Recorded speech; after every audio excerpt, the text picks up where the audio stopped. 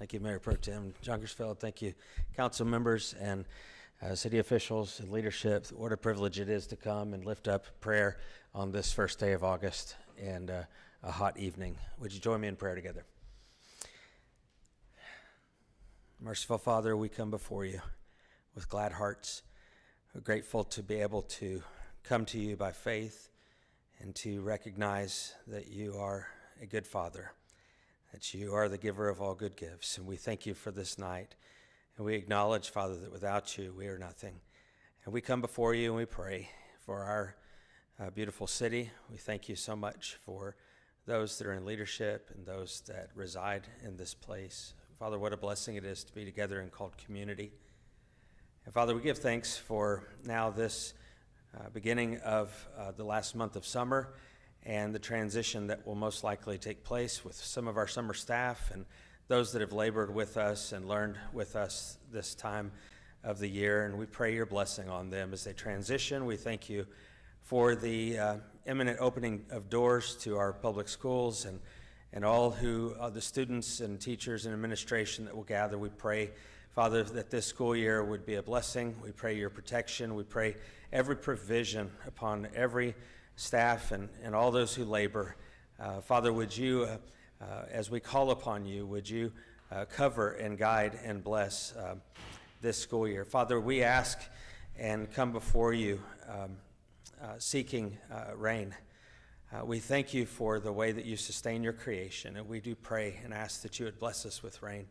And in the meantime, Father, would you give protection to all those who serve and work out in the oppressive heat. Father, would you guide and secure them, especially those that are first responders and who are on the front line and in the heat, most definitely. Father, we give you thanks for this night, and I do pray a blessing over all of these men and women who serve this community and ask that you would renew their joy as we give thanks, and we pray in Jesus' name. Amen. Amen. Thank you, sir. 1D is audience participation. It's on the video screen. If you have cell phones or iPads, if you don't mind putting them on silent so we can have a quiet meeting. And please note for the record, we have a quorum present. Number 2, the consent agenda. 2A is approval of minutes July 5th, Janice. 2B, approval of minutes on July 18th. That's Janice. I'll take a motion. Make a motion, we approve the consent agenda. And Cindy seconds.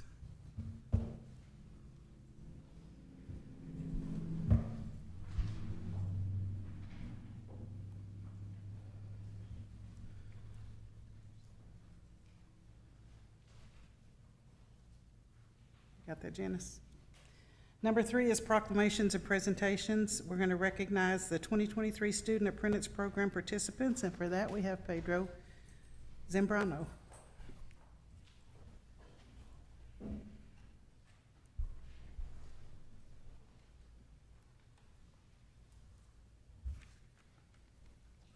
Thank you, Mayor Pro Tem and Council. Good evening.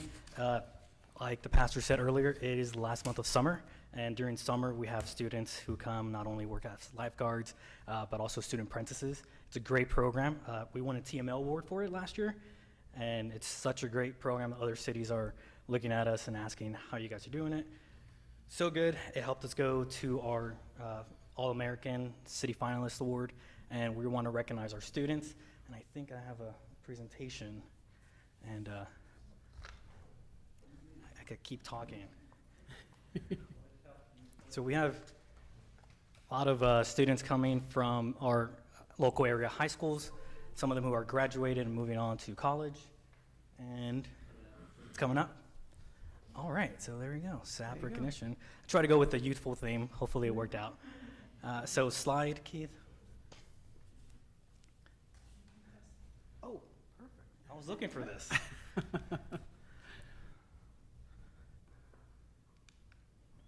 All right, so I'm gonna have Ellen come up. She's gonna present her 3. She had, as we know, the library won 100% customer satisfaction. So they were able to get 3. So I have Isabel, Jeanette, and Cameron. Cameron's actually a second-year SAP student, so if y'all want to stand up and just give it to them and then go up front. Yeah, Jeanette's also second year. Oh, yeah, and Jeanette's also second year. Oh, but she's not. So if y'all could just stand up front, we're gonna take a quick group photo.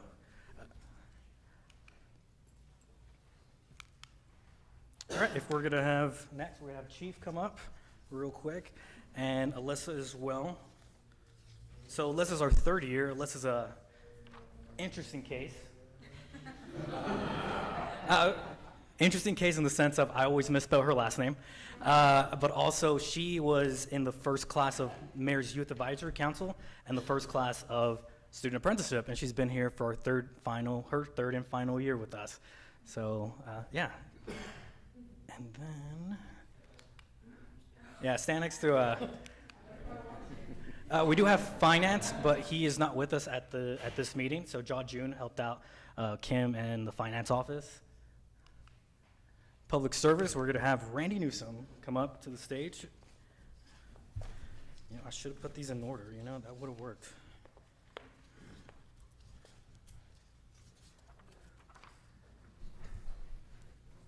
And then let me give you this one as well. That's his brother. He's my brother. So we're going to do a twofer for this one. Public services, we have Caleb. He worked in public services, so he was out mowing lawns and stuff. We were concerned that he was going to say, you know what, it's too hot outside, I don't want to do this. He came back and he's like, I love this so much that he went to go tell his family at lunch, or at dinner, right, that his brother decided to join us as well, and he worked in Fleet, which I don't think his photo's next. Let's go, we're going to jump a little bit, but there's David right there. That is one of the fire trucks back there. They were doing some service on it today. So we like to thank the brothers for joining us this summer. So rec, we're gonna have, I'm gonna see who's here. Vicky, do you want it, Keith or Vicky, one of the two? Cool. So Fabian is also a second year student with us. He first started off at Animal Services, but he decided to do the Recreation Center this year. And I think he loves it, and he works with both the residents and the senior center. And we're gonna have, let me see if anybody's here from Animal. If not, oh, there's Jose.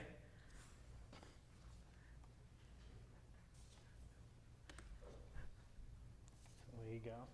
I like this photo because we have a dog, which I'm a huge fan of, but yeah, you can see the little tiny cat in the back.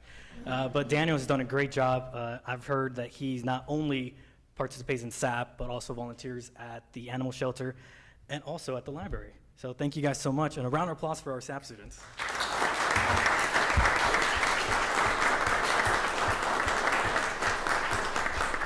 There's a quick list of all the city employees who helped out with this program. So quick picture. I don't know if y'all want to stand behind them. You want us behind? Yes, behind them, and then we'll take a nice quick group photo real quick. Come on, Mary, get down here.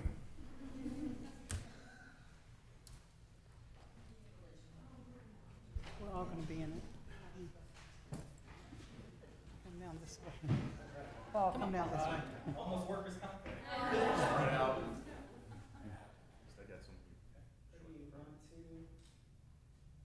Want me to take one of my cell phone? It's easier to share it on Facebook. Don't worry, Randy, I'll tag you. Maybe 1, 2, 3 cheeks. All right, thank you all. Thank you all.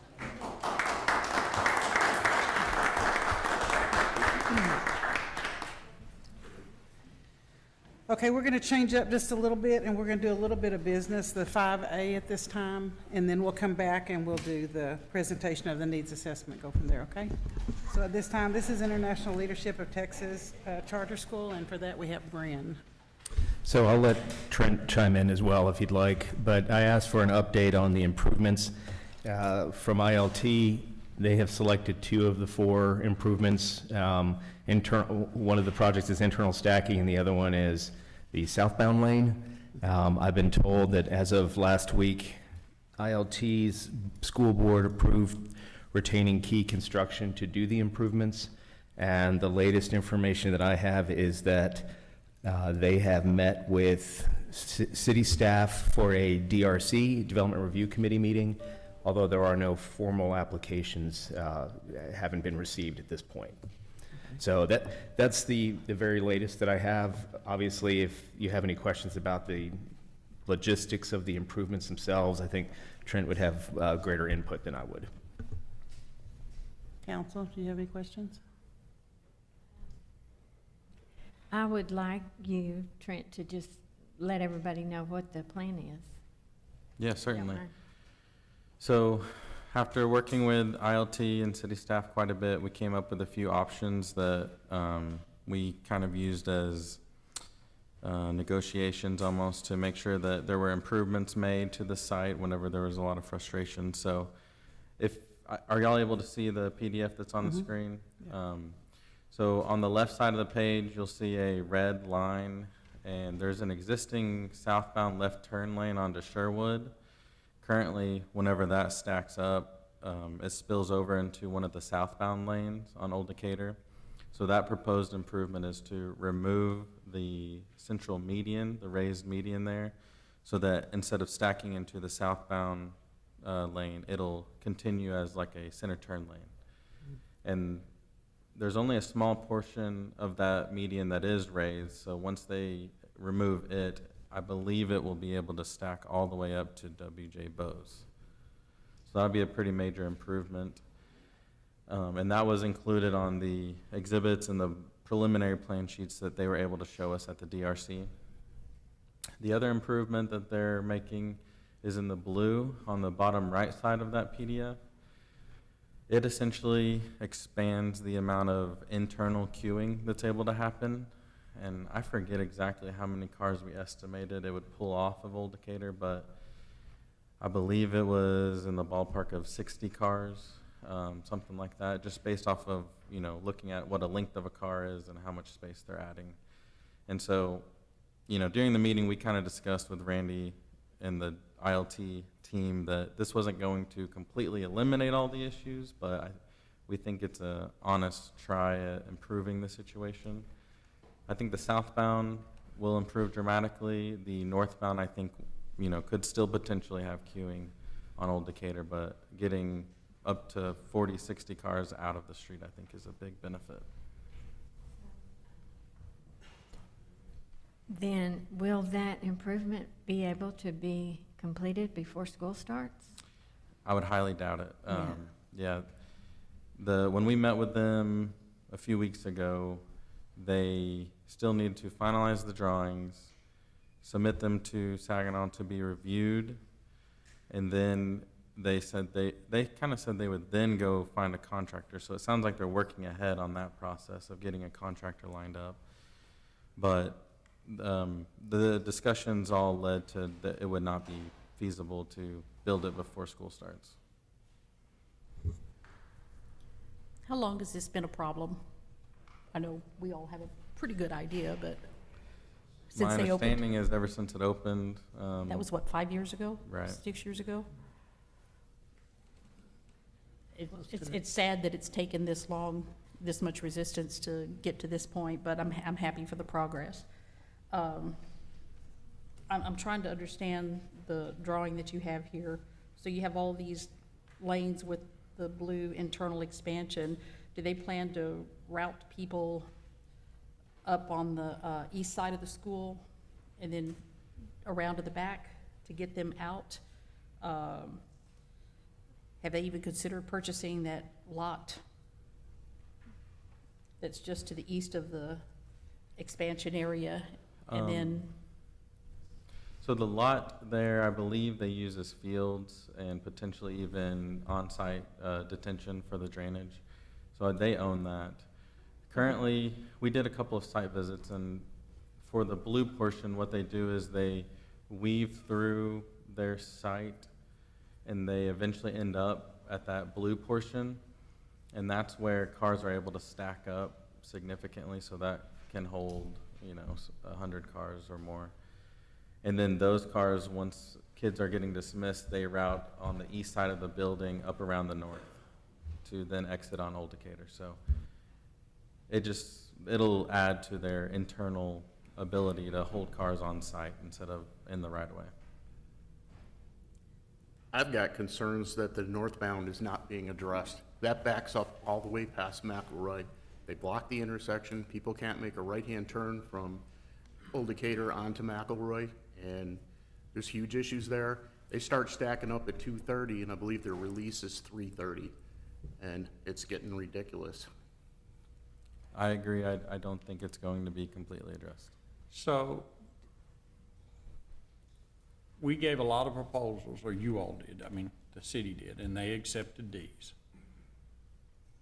As far as I know, there's no excuse why this ain't already done, other than they're dragging their feet. It's my understanding, once they pull the trigger on the actual work, I could be wrong, correct me, but it'd only take about 2 weeks to actually do the work to do this. But in any case, there's no reason why they shouldn't have been done this summer, when school was out. I'm pretty sure that if this was a project that the city was over responsible for, this would be done. I think that it's, if we don't do something here tonight, I think it's unacceptable for the council. I think at a bare minimum, I submitted a thing to direct the city to immediately start enforcing the laws and stuff down this road. And I think that needs to be voted on. Now, does it need to start day one of the school? I personally think it does, but we could give them a little time. But I think we've given them long enough. And it's not fair to the citizens that lives over there, who their houses and stuff, they're having to take a hit. It's a safety issue. If there happens to be a fire during that time in that neighborhood, it would be very hard for our fire department to service those houses. And it would even be hard on the police to get there. I think it's unacceptable for them to be blocking half of that road off. I think that needs to stop. And I think that we need to let the parents and stuff know that it is no longer acceptable for them to park through there. Now, we have a communications manager. We need to me, we've got, what is the day, the 3rd? We've got about, or the 1st, we got 9 more days before their school starts. Let all the citizens that use this school know that we're going to start enforcing those rules. We're gonna make this as safe as it can. They could have done other things, by the way. There was multiple options that was better than what they've done. Weaving through, I remember looking at that like over a year ago, and they said no. So the only option the city has got here is to inform everybody that we're going to enforce the laws to ensure the safety of our citizens. I mean, I can guarantee you, if any of us lived over there, we'd be rioting right now almost. I mean, it's just brutal. So, yeah, so you do. Okay, so Brent, I'm surprised you're not more aggressive then. I do live there, but I don't ever have to be in Yeah. that school traffic, Yeah. thank goodness. So I have not been affected by it. Another But issue again, is. we're talking 5 years. I and do they've have done one nothing. question, Bryn. On Sherwood there, where they park on both sides of the street, or did that get addressed at all, any at all? So the only 2 improvements that they've agreed to make are the 2 that Trent went Just those over. 2, okay. Yes, ma'am. Because that's dangerous when they're parked on both sides of the road. Right, Yeah. right. The other issue I have is we're gonna be shutting Knowles down on the 14th. It's gonna increase the volume on Old Decatur. Where is that traffic gonna go when they're tying up an entire lane of traffic? It's unacceptable. Right, so obviously the city, the only enforcement tool we have is the issuance of municipal court citations for traffic violations. I know I've had conversations with Chief Ragsdale about this. It's up to you if you'd like to weigh in, but that's a fine-only offense, and obviously it would be against the particular drivers, not the school. But certainly understand and appreciate the delay. Well, if the school blocks that road, it'd be a fine against them. And currently, last year, that's what they did. They put cones out there, they blocked half the road off. Yeah, that can't happen. That would be Russell's. Valerie, you were on the council when this school first came about. If I remember correctly, there was a lot of discussion and a lot of concerns about traffic congestion then. There And was. still, they've done absolutely nothing And they except, did promise that they would keep most of the cars on the parking area, the parking lot. They said that, yeah, and they haven't kept up they with their haven't done it promise. yet, no. So, No. and the school grows, and it's gonna be a bigger problem every year. 60 cars sounds like a lot, but I don't think it's it's a step in the right direction, but it's not enough as far as I'm concerned. And I'm certainly not defending their behavior. I just wanted to provide you all with an update as to the understand. progress. Don't So- shoot the messenger. So what do we need to do with this, Bryn? Do we need to? So I think the message is clear. It doesn't require a formal vote, although you certainly could vote. I will say you can't directly instruct the police department to Right. issue citations, but I think we've all heard loud and clear what the will of the council is. Okay. And you'll let ILT know this? I will. So do y'all want to take a vote, or you just want Bryn to? To give support to the police and fire, I'd like to see a vote. Okay, well then, somebody make a motion. Mayor Pro Tem, I move that the city move forward with the submission of the letter in which I submitted to the council, and it be acted upon starting the first day of school. Is that good enough, Bryn? Yes, yes, and we'll make sure that it gets conveyed to the school Okay. through their attorney. So I'll need a second. Awful lady.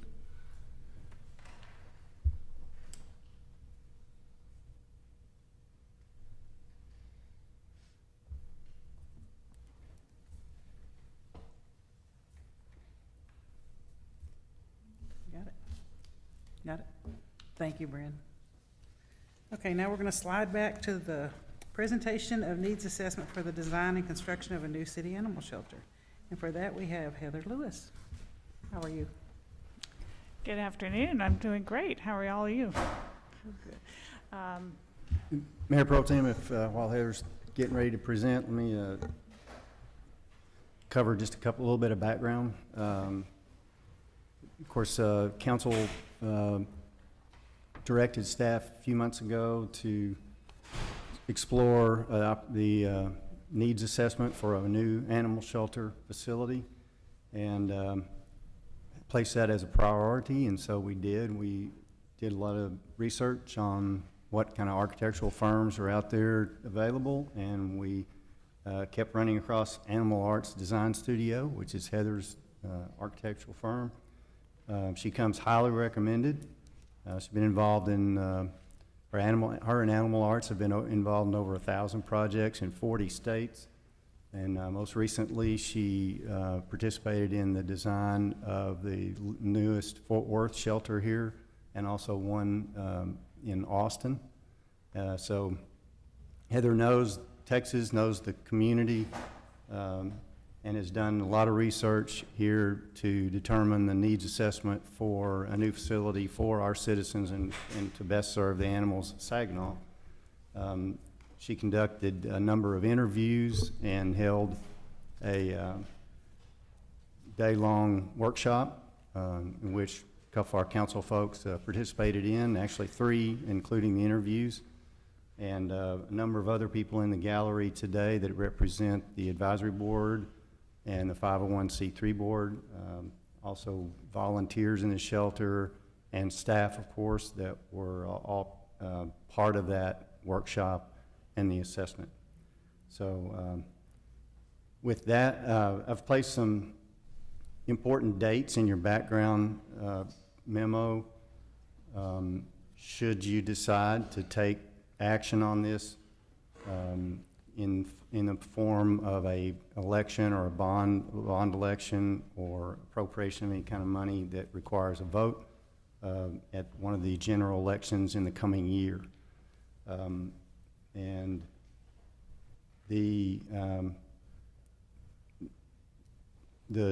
just keep in mind, please, that this is a needs assessment to study based on Heather's expertise that will give some options to and some other information to help you make a decision on whether or not we go forward with a new shelter. So with that, I'll turn it over to Heather. Thank you very much. Good evening, everyone, on this nice warm day in Texas. I thought I caught fire on the way into the building. It's great to see you all. I love this community and feel very honored to have worked with you all on this needs assessment, and we will give you the highlights tonight. So an overview, we've already done introductions, so we'll talk about what concerns the shelter currently has, just broad brush. The methods we chose for the needs assessment, the philosophy of the recommendations, the options considered and their budgetary implications, some brief site analyses, and some next steps. Of course, most importantly, discussion.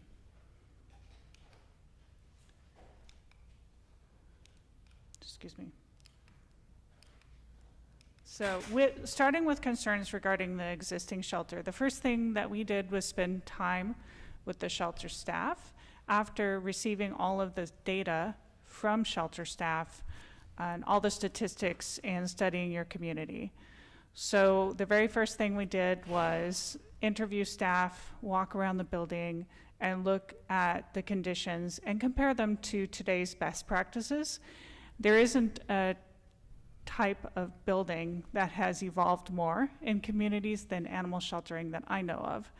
They have changed a lot over the years, and they've changed with the goal of making these services easier for communities.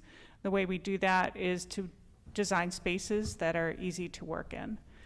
And currently, that's not what we have. We do have a serious storage issue throughout the building. That being said, the staff members are very tidy and keep a really nice and clean space. And they're really good at providing excellent service.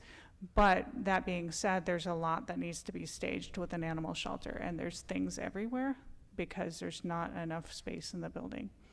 The actual condition of the building is troubling.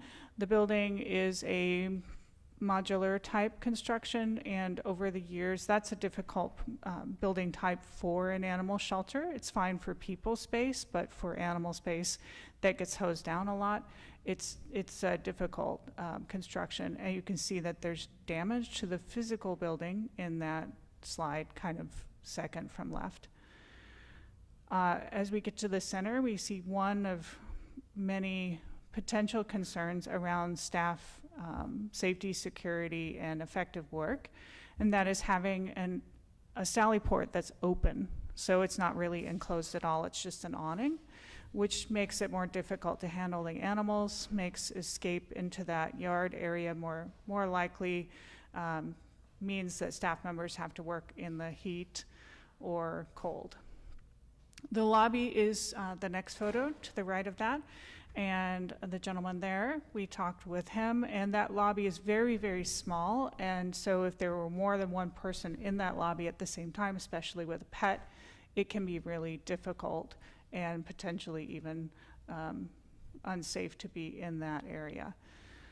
And then on the right, we see just some of the back of house areas exacerbating the storage areas and inefficient work zones. So our goal as an architectural firm is to solve all of these problems. Really, we're extremely pragmatic, and we want to make sure that whatever we're recommending is all about efficiency and operations. So the method for our assessment started with data, because we are the pragmatic team in terms of wanting to just solve the problem for you.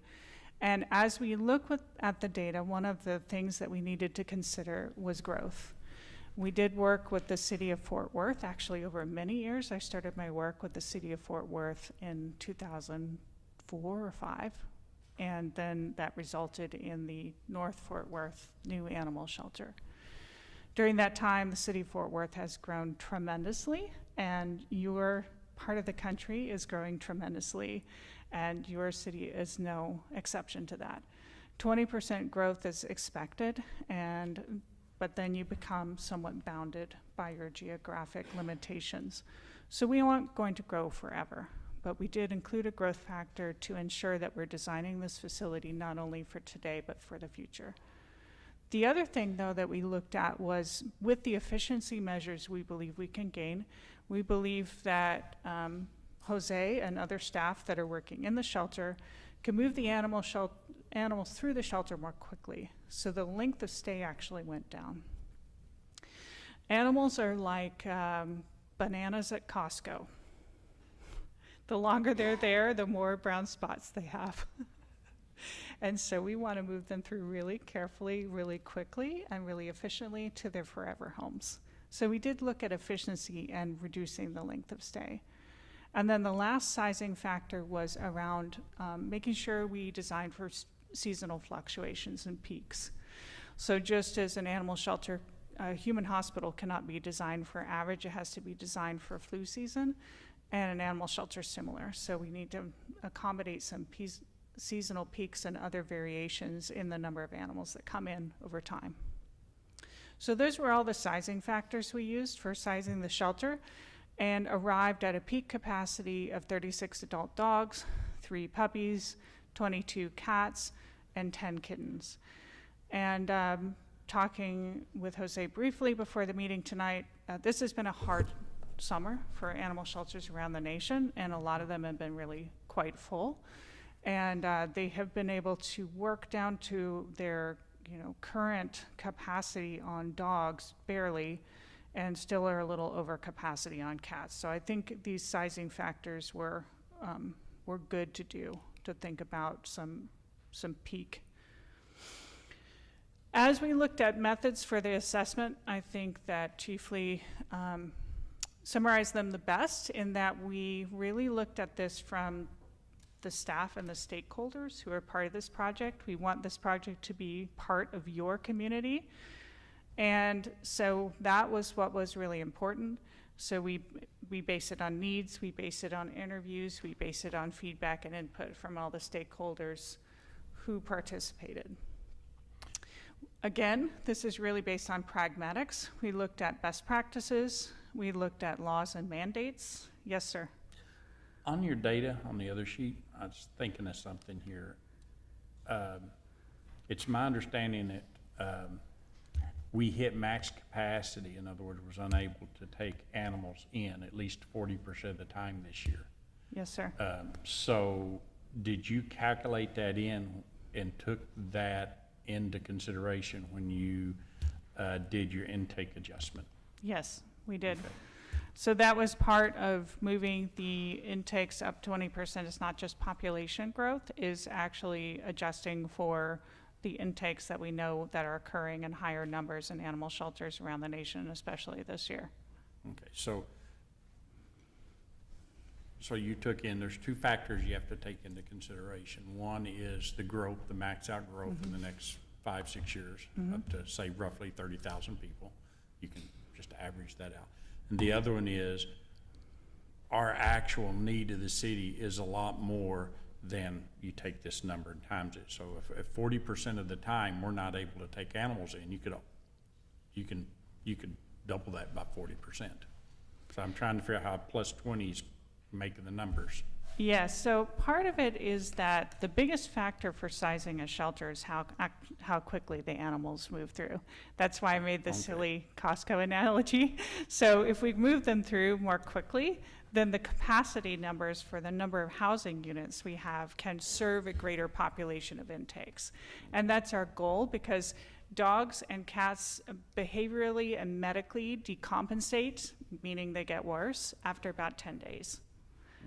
So the longer they stay, the worse it is, which is why we want to make sure that shelter designed for efficient operations, which basically moves more animals through, which is why we only need to have the 20% increase instead of say a 40% or larger increase. The relationship of numbers of animals coming into shelters versus human populations is actually quite complicated. And the more that a society urbanizes, the fewer animals per 1,000 people come in. So right now in Saginaw, where you still have open farmland, you still have some areas that aren't developed, and you have suburban development going in, that's a large number of animals per 1,000 humans. As that densifies, you actually get fewer animals roaming at large per 1,000 humans. So those are all considerations. Kind of complicated answer, but it's our best judgment based on sizing it. I would say, that not everybody sizes up this much. So we actually did size up to recognize your fast-growing community and some of the challenges you face. I have a question. has something to do with your numbers. We're bringing in a lot of rental property into this city. It's been my experience, I don't have any statistics to back it up, but it's been my experience that renters are more migrant than homeowners, and they usually have a higher percentage of surrenders. So I would expect that number, 40%, to go up even higher. I mean, do you calculate rental properties in your equation, or? Yes, ma'am, that's a good question. We thought about it generally. I don't know that we calculated the number of renters per se.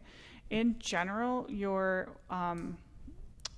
your city is a relatively affluent, I'm going to use that in air quotes, i.e. not large numbers of poverty in your city compared to many of the places we've worked.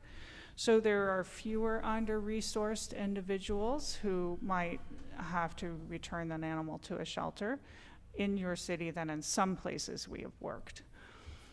The other bit of context I should put in here is that animals around the nation, animal shelters are receiving fewer and fewer animal intakes per year up until the pandemic. So even post-pandemic, the number of animals that come into shelters around the nation, and this is pretty much across the board, is fewer than in 2019. So I think the 20% growth that we've put in here is fairly generous to accommodate concerns like the rental numbers of rentals and concerns like the growth that your community has. Because I've modeled many other communities as flat with intakes. The other factor to mention, sorry there's so many, but this is an aggregate problem, so we have aggregate solutions that need to be discussed. The other issue is that the minute you open this animal shelter, it will be full. It will be full the minute you open it. And that's because it's now the shiny object, right? And so it attracts owner surrenders in greater numbers during those first few years, and then it kind of calms down. So my professional judgment is that we've done the right thing for the staffing that you have and for the growth that you're going to experience, and our primary focus is on operational efficiency to move the animals through more quickly. So if I read your report, it's 2 weeks, that's your goal. You need to have the animal pushed through before it starts really, really negatively affecting the animal. So we need a capacity to be able to handle basically 2 weeks worth of animals, give or take. Yes. And then we need a process to be able to move those through. And the biggest bottleneck to that is getting people to adopt them or get them out the door. Right. Right? So creating Am I understanding that right? Is that? Yes, yes, in a nutshell. I would say there's a few other things that are at play, which is that you have certain mandated holds when you are, say, a bite quarantine is always 10 days, right? And so the disposition of that animal is only determined after that quarantine period. There are other long holding periods, and there are state mandated hold periods. And so we don't always succeed at getting animals out in 10 days, or 2 weeks. And in fact, we've modeled dogs as staying more than 3 weeks because that's realistic. They will be challenged, and the longer they stay, the more behavioral concerns we might have. So we need to design a space that's going to keep them healthy and behaviorally sound. So, I'm sorry, I can't remember. That's been a few days. So what is our 2 week number, total number of animals? You don't need to separate them and catch up. Do we need to have to hold? So if I go back to the capacity, this is probably the best way to say it. We have modeled dogs that staying 24 days on average, and puppies at 10, and adult cats at 24, and kittens at 10. Those are shorter length of stays than you have currently. One of the reasons why you have longer length of stay than some jurisdictions, so I just got back from Washington County, Oregon, and they have 10-day length of stay across the board. However, they have veterinary services in-house, and we don't, because this is a very small community, and our nation is in a nationwide veterinary shortage, I which guess is you're not, serious. so, once we get to maxed out, I'm just wondering, how many animals will we have to hold if we can abide by that 2-week cycle? Approximately the same number I have in the program, because some are modeled at fewer than 2 weeks and some are modeled at more than 2 weeks, if that makes sense. But the bottleneck in your program is not adoptions, it's spay and neuter. And that was, what I was about to explain, is that the transport off-site to the veterinarian and back on-site does create some additional time. It would be most efficient to have veterinary services in-house. It would also be a fantasy, because hiring veterinarians right now is really, really, really difficult. I'm struggling here. What number do I add up to get the number I'm asking for? Which column? The housing, is that it? Yes, so the housing number at the end, and remember that small, like litters of animals, you have multiple per housing unit. So we have 2.5 kittens, or 2 kittens per housing unit. I don't like half kittens, but for the purpose of math, we have 5 housing units for 10 kittens and 1 housing unit for 3 puppies, and really adults are the primary number of housing units you need. So let me make sure my thinking's right. We need to be able to hold a capacity of somewhere around 64 animals if we're moving at a throughput of 2 weeks. Yes. That would be the gold standard, because we want, if we can, we want to get them out of there before it starts negatively affecting them. And the reality is, I think we're really closer to 76, and that's because of that veterinary. Actual 76, Yeah. that's what. Yeah, yes, sir. 76, okay, cool. Now my next question, if you don't mind. How many of these animals would have to be held more than, on average, just rough thing, more than the 2 weeks, either because they're on a bite hold or something else? I'd have to Is go there back some to your average of that, statistics. So to be honest, someone behind me probably knows the answer better than I. Okay. So perhaps Jose. Can one of you, do you guys, about what average do we have holds that would force us beyond that 2 weeks? That's difficult to say. If we do a data stall investigation and we have to seize the animal, Yeah. we have 10 days from the date of that seizure to have a court hearing, Mhm. and then the judge will order them 30 days to come in compliance with the city ordinance. So there is a possibility we could have up to 30 days, if not longer. Yeah, okay. But I'm just looking for percentage, what percentage of animals that we have would fall into that category? 5%, 2%, 80%? I'd say probably about anywhere between 5 to 10%. 5 to 10%, okay. Thanks. And was that calculated into your numbers? It was, yes. Okay. We took raw data from their Chameleon data. Okay. Chameleon doesn't matter, but that's the software that's been used since forever Yeah. in animal shelter, and we took raw data. We also averaged data over multiple years so that we weren't just looking at 1 year and getting anomalies. We're kind of nerdy about that stuff because it matters. Okay, so in terms of the assessment, again, the things that are motivating the assessment and finding a recommendation are all around pragmatics. We really want us to be meeting the best practices, setting you up for the future, allowing you to accommodate your population growth and work efficiently. And so the results are these different numbers.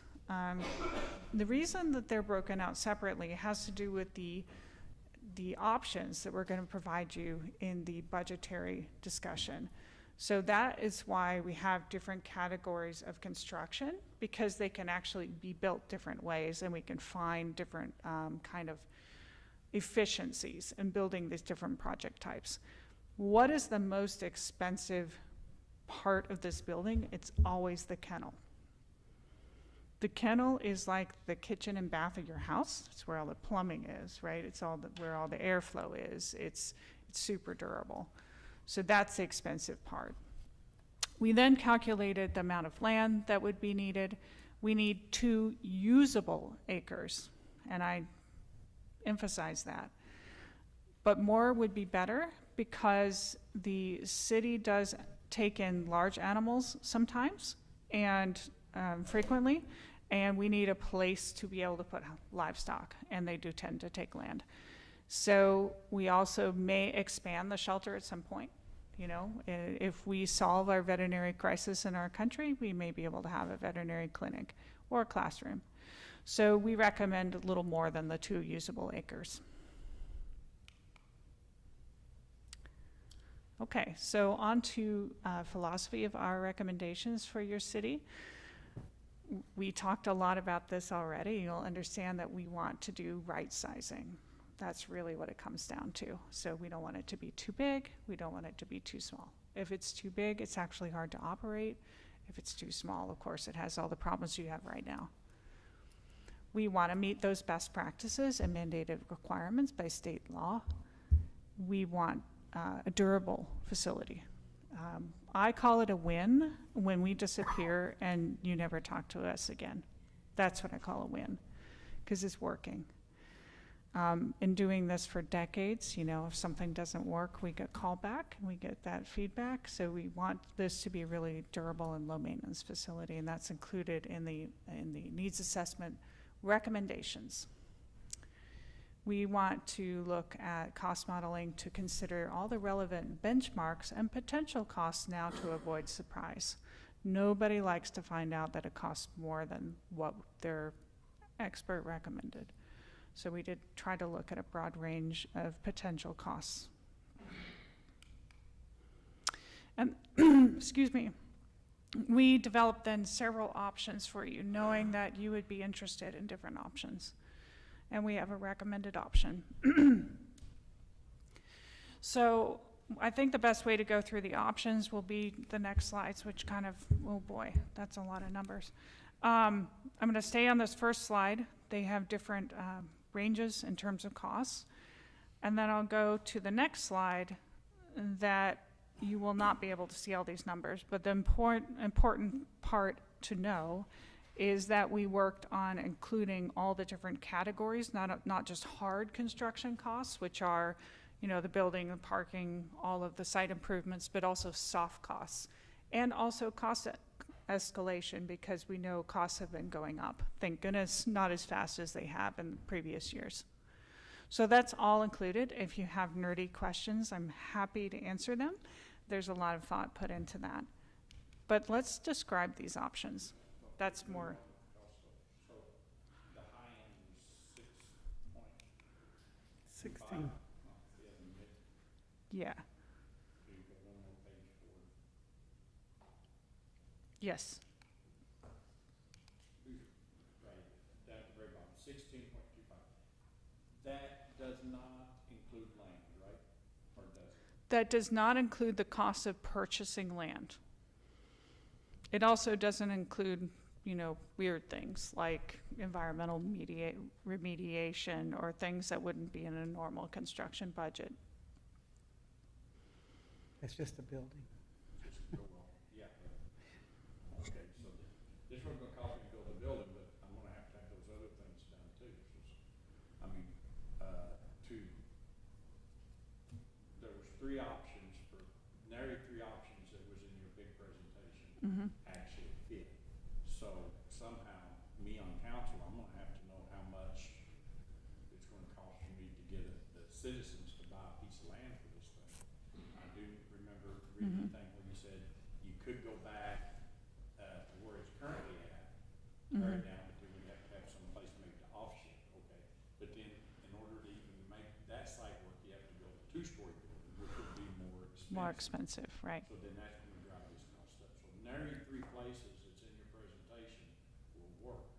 So then, for me to move forward here, I gotta know, okay, well then what's it actually gonna cost for me to buy that land? And then also too, these other incidentals, what are they gonna cost me? Because the last thing I wanna do is go to Zizzle for 16.25 million and then overrun because of these other unknowns. So somehow that has to be calculated. Yeah, it's, the land is certainly something that we need to talk about a little bit more, and I have a little bit of feedback around that in this presentation. And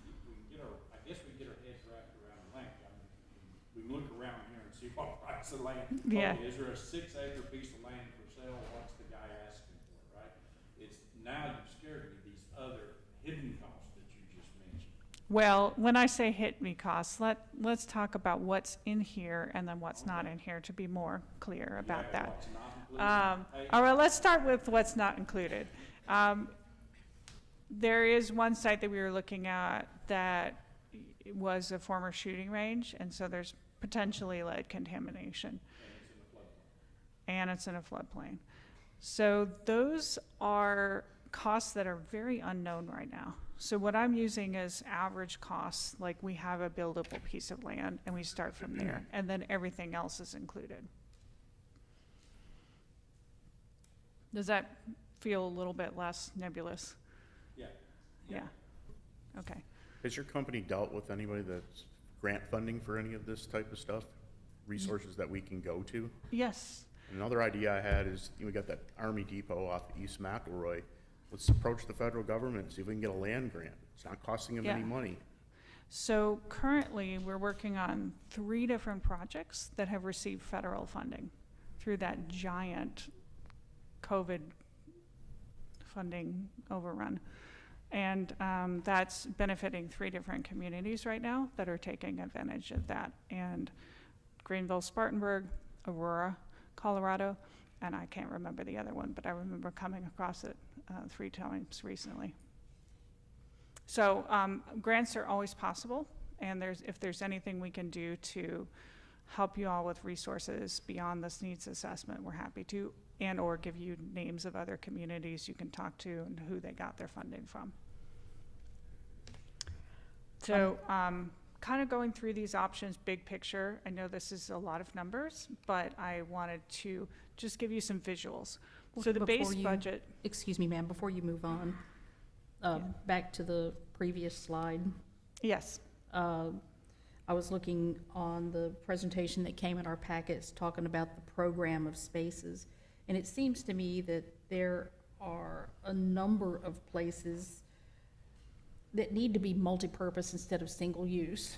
For example, the training room is not going to be used all the time. Why can't we combine that with the break room? So- It's all a matter of scheduling. We don't need 3, I don't think we need 3 meet and greet rooms. Again, it's all a matter of scheduling because we don't have people in all day long adopting animals. Otherwise, we wouldn't be in the shape that we're in. yes, ma'am, I So- hear you. And that was some great feedback that you gave us earlier when we were interviewing and talking a little bit more about this as we were developing these. And we did go back and cut out quite a bit of space from here so that we would have more multi-use space, and considered that. So I think what we have in here now is closer to what is truly needed for the building. We don't have extra things in the program, in my professional opinion, at this point. Well, there's professional opinion and then there's budget. Yes. So we need to, there needs to be a balance We don't have a there. training room in the building anymore, that's gone. The conference room, sorry. Okay. But, I Yeah. mean, again, And those rooms are empty quite often. so I think if you wanted to cut this, if that were the goal, that is presented in option 4, so I can go through that option a little bit more when we get there. Because, if you take a break, you're still sitting at a table, we could reuse that table for conference room or for breaks. It's just, Right. again, square footage is expensive. We've got a lot of things we have to take care of in this city. We don't need just an animal shelter, and we need to make sure that we can Yes. try to address everything we possibly can. I mean, Yeah. I think animals are a priority, but people are a higher priority. So it's just, So I would like to put a pin in that and come back to it, because I would like to discuss that a little bit more, talk about the rationale for what we have in there, what is being recommended. And I definitely take that concern seriously. We don't want to recommend anything more in terms of program space than is needed, because we want this to be a fiscally responsible project. So I'll come back to that in a few minutes if I could. Okay. So we can start with just a brief overview of what these options look like, so you can wrap your heads around them. The first is just building a traditional building. This is a county animal shelter for a county out in Maryland, and it's a reasonably sized building of about the same size as the shelter that you want to build. So it provides a reasonable visual. It's a traditional building. Are there less expensive ways of doing that? Yes, there probably are, and that's why we developed some budget options for you all. So then, budget option 1 considers putting the staff members in a less expensive building type, such as a modular building type.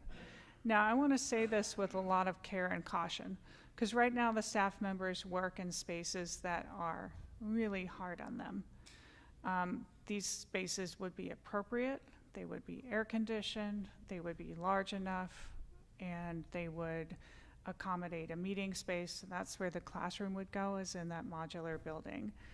That will double as meeting and break space. And we worked with animal shelters around the country that have used less expensive buildings for the human part of it, where it's not being hosed down, with great effect in terms of their budget. Budget option 2, and this was just an experiment. We've used a lot of prefabricated, pre-engineered metal buildings in our career, and that is a building type, I'm sure you're very familiar with it, where you put up a metal skeleton, you put a skin on top. That works fine for everything except for a kennel. And kennels are so difficult. They are fussy.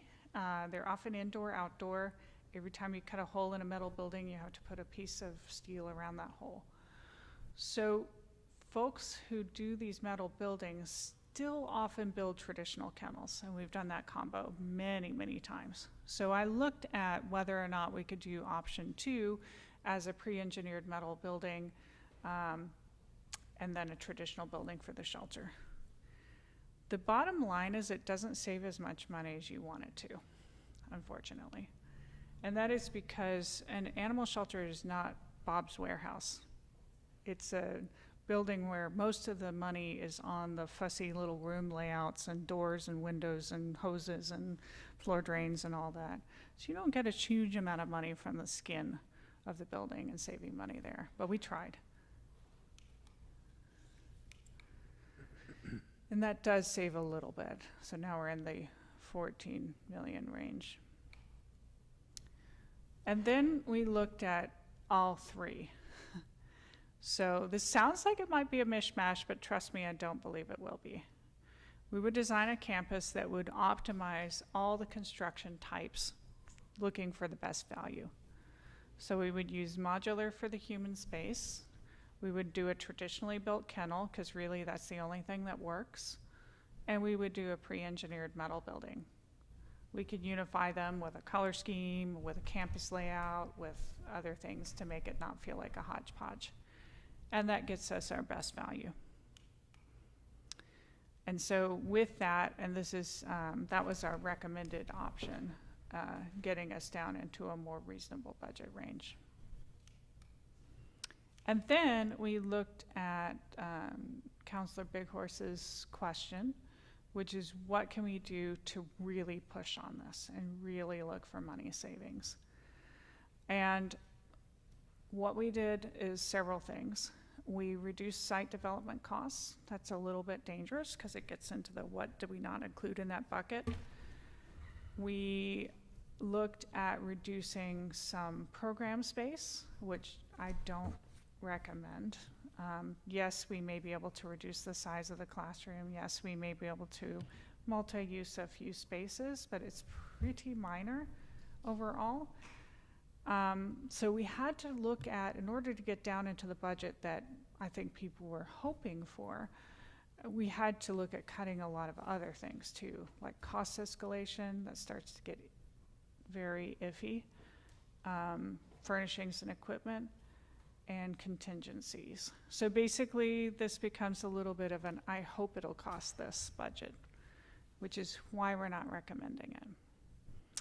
So to come back to your question, I think the best way to right-size this building is actually not in this recommendation phase, because the amount that we're talking about is very, very small that we could optimize at this point. But it's actually in a preliminary drawing phase where we look at what sharp pencil can we use to really cut this down a bit. And that's what I've done in other communities. I'm doing that right now in McLean County, Illinois. So we started with a needs assessment that says you need this. And then moving forward, McLean County was very concerned about their number.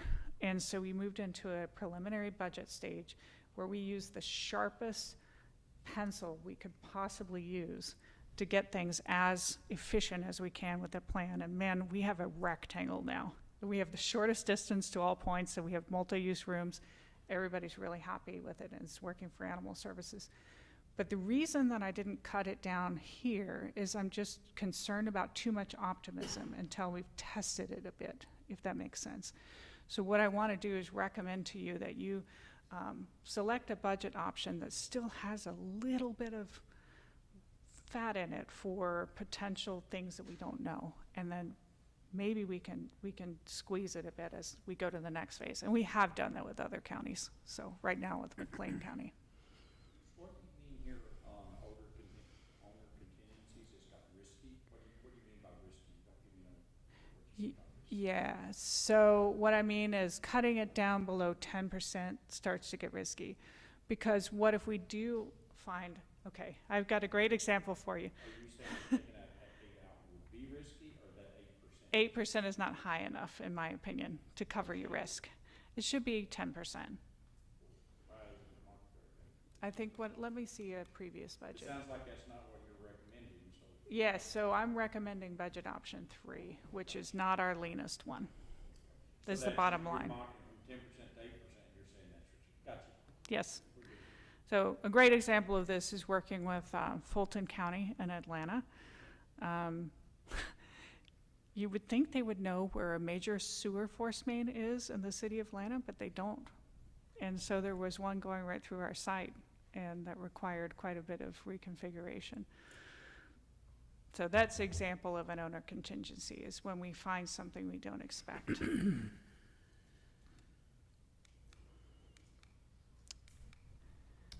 All right, the last part of this is site analyses. The current site is 1 acre, so it's too small. We could figure out how to get creative potentially, but if we start doing 2-story animal shelters, it really raises the cost because there's not that much that can go up. The current site also has other concerns, many of them voiced very strongly by stakeholders to this project, such as difficulty of access and finding the site. And if we're trying to get adopters to come to the site, wayfinding is important. So we looked at 2 other sites, and they're all adjacent to Blue Mound Road. Both of them have floodplains going through them. These have not been mapped, and I mean, not by us, I should say. So we haven't done a deep dive on these, but unless we can get area outside of the floodplain that's large enough, these are going to be difficult sites. This particular one that I'm highlighting also has the concern of the use as a shooting range. I worked on another animal shelter in Atlanta that was at the old Fulton County dump, which was a brownfield site, and they were like digging up horses from the 1880s on that job site. It was the weirdest job site I've ever worked on. But that definitely has a cost with it. And obviously that's an extreme measure, but anything that has environmental remediation, we just want to flag that as a potential cost. And then this other one, which is closer to Blue Mound Road, does have, you can see a waterway going right through it. So again, we haven't done a deep dive on this, but we would definitely want to flag that as a concern with the potential floodplain. So unfortunately, that's where we are right at the moment with site analyses. Our office is very happy to assist you in finding the right site or vetting sites as we move forward. So what are those next steps? More detailed site review, I think, is in order, so you all can think about a site that might work for you and so that you could potentially select one. And then some preliminary design, and that's where Counselor Big Horse's questions come back, is can we cut it? Possibly, we've done it before, but I wanted to recommend something tonight that felt like we still have that option. We aren't starting with something that's so squeaky that we could have a problem. And then, so, you know, this is an example of what does a preliminary plan look like? For us, that's quite a detailed plan because our staff members want to know how they work in a space. So it shows all the equipment and everything.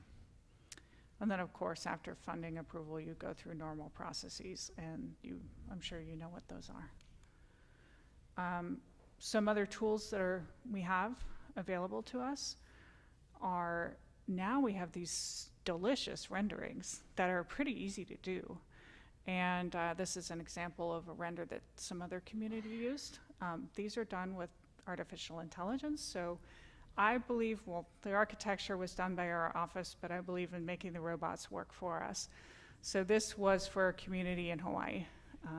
And you can do these fairly inexpensively and then get funding approval. And that's what I have for you. I'm excited to answer any other questions you might have. Yes, ma'am. Somewhere in your packet, I remember reading that perhaps the two Blue Mound sites could become one, and you would have to do further analysis, but it might be able to avoid the floodplain. Potentially. We So haven't does that done. seem like a good idea or not? I can tell you that we can look at sites for counties with a lot of creativity. And we're currently doing that for a county called Nassau County, and they're in Florida. And so they have a hard time finding any site that doesn't have alligators crawling out of the center of it. So we are definitely doing some site analyses for them and having to get a bit creative about how it lays out to avoid waterways, which is why we suggested it as a possibility, is to look at these sites with a more detailed eye and see if there's something that's already there. And does the city own, Gabe, does the city own those two Blue Mound sites? Yeah, city does. I may defer to Randy. The civil part of that, there's a culvert crossing and not to mention environmental remediation, potentially. Yeah, the big issue would be accessibility into that site because of the creek, how it snakes through there. Also, the city down, the circle, the big blue square shed, city don't actually own all of that, they just own that little road, and then it goes back and then it opens up. That other part is privately owned, so you either have to buy it or you have to make a road and then cross that creek. And also in there, if we chose option 3, which is recommended, one of the buildings would be a modular building, and that would have to be replaced in 15 years. Now, does a modular building escalation of expense have the same 5 or 10% escalation per year? Or is that completely different? Yeah, that's a great question. And even if it did, I think it would still be cheaper than building the more expensive building, even if it went up 5% a year. That's right. So it would still be a good choice. In my opinion. So if budget were no option, of course, I would recommend option 1 because it's once and done. But that's not the reality that we live in. You know, we don't live in that reality where we have the money tree. So what we've tried to do is optimize the building types, and there may need to be attention to that modular building in that time period, but that's quite a long time from now, so. And then I had a question for Gabe. Have we, as a city, talked to very many landowners? Are we in any kind of productive talks about any other land that perhaps we could buy and we could name the building after the landowner, maybe they would be more willing to have a cheap, more affordable price or something. So, 3 to 5 acre tracts in the city are few and far between. The biggest undeveloped piece of land left in the city would be Hollenstein. A.G. Hollenstein owns that along Jarvis and fronts Bailey Boswell. I think there's been some, preliminary issues, but we haven't got a price to my knowledge, and so that would require further discussion. We're gonna move Public Works out of their building. How much property do they sit on right now? Public Works is sitting on about 2 acres, a little over 2 acres And I think there's another, was it maybe quarter acre that out front. that is not used that could be reclaimed, so, So that's what, So that almost could be 3.5 acres that we could does that sound? utilize. It's maybe a not little- optimal, but it's what we already have.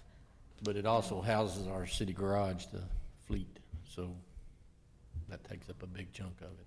Well, the city garage isn't gonna complain about the barking either, so. What about the property that we have, over at Willow Creek Park? We just own it right now. We don't have anything specific for that at this particular time. We've talked about some options. Yeah, the only plans for that would be future expansion of parking and the pavilions for the switchyard. I don't know off the top of my head if that's big enough, 3 acres. By the time we add the parking that's kind of been discussed, I don't know that, but we haven't examined that. I mean, it's shared parking, once again, it's a possibility. Draw more people to the shelter. Yep. Sure, it's visible and attached to the park, yeah. Could take a look at it. Concerning the module building, I thought that was gonna be like a barn for storage and things like that. We do have some Was that utility my structures in the misunderstanding, or- program, in addition to the 3 that I mentioned, that are more like shed-like, for the livestock. But that would be more of a pole barn type structure. How much Because I'm trying to livestock figure, is there in 15 years, Saginaw? yeah, huh? The mayor's the only one's got livestock in Saginaw, correct?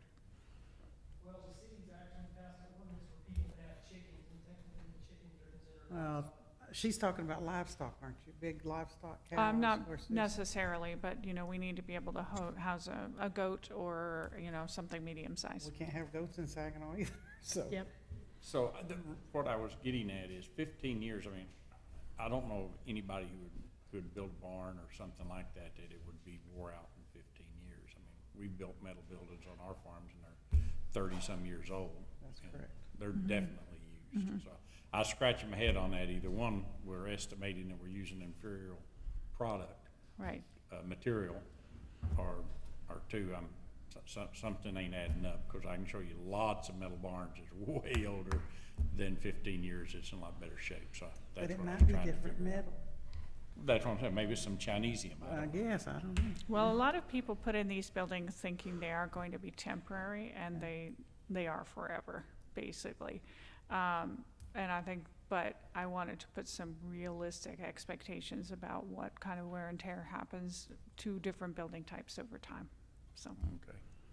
Okay. My second question, and it's the only one I got left, is, Innard here talks about processes and things, and so I know that you all looked at the overall process, and so, but what I didn't see is, I'd be very interested in 2 parts of this. One is the current throughput, if you process flow charted out, the current process from the time we get an animal in to it gets out, where's the bottlenecks currently?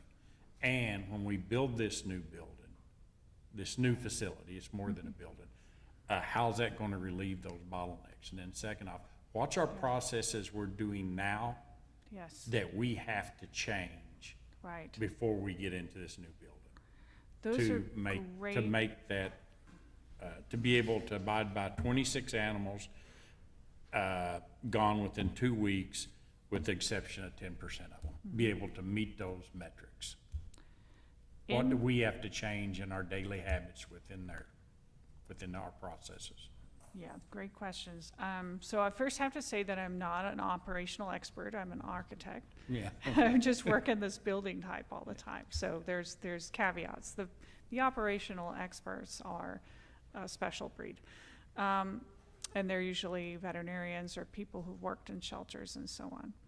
Now, that being said, it's my humble opinion that you're as efficient as you possibly can be in the current space. So the bottlenecks are around traffic flow, which is very poor. So people are taking, 15 more steps than they need to take for one step. And there are inefficiencies around the kind of space that you have. So just take your laundry room, for example, which is, most people's laundry room is like a nightmare. And so you don't have industrial equipment, so you can't do it efficiently. So every minute you spend wasting time doing dishes and laundry is a minute that you can't apply to something that's more important in the shelter. And so that's kind of what I'm looking at as infrastructure. Now, I did a lengthy study with the city of Rochester, New York, and they ended up with the same question. Okay, we need a new building, but what we want to do is some short-term improvements. And so we did some tiny remodels for the city of Rochester that were around getting them better laundry equipment and some other key things like that so that they can work more efficiently in the short term with their staffing limitations. So we can certainly look at those issues. I think that, if you'll pardon the analogy, you can't build a house to save a marriage. So I often look at the marriage when I go into a place, and you have a really healthy one. You have a wonderful staff who care passionately. You have a lot of really great supporters in this community. And they're doing the right thing. They are truly facility limited. So it is mostly around traffic flow, equipment, staging and storage, and that kind of thing. And then, of course, the veterinary bottleneck, which will not be something that we can solve. Yeah, you're not, in the foreseeable future, we'll all be gone before you be able to hire a veterinarian to come out. There's a huge shortage of veterinarians Right. across the United States. And Yes. yeah, I think that's a non-starter. Yeah. Not that we wouldn't want one. And it's we didn't propose it, to be clear, because Yeah, we no. knew that would be. No matter how big we build this, it'll fill up, and it'll fill up quick. First week for sure. Now it'll get calmer over time. Yeah. So to me, as you can see, I'm just looking, okay, the max number of animals we should, I'm looking at the number we're getting in. That's why I asked you about that 40%. And then figuring out how we get it through the system. And then the back end is getting them adopted out or, those type of things. So that's what I want to make sure is we don't build this big building and then just, in 6 months fill it up and then say, well, we need to go start adding extra kennels No. because we can't get our throughput right. In my opinion, that will never happen. And I know that's a hard thing for me to say, the word never, in a public meeting. But I've worked with many, many groups over decades. I've been doing this for 23 years. Nobody's ever added more kennels. Well, What we they don't wanna do is they end up adding more programs potentially, like a rehoming program or a classroom or something like that that makes, engages the community and creates advocacy. Because we don't need to build a warehouse, ultimately.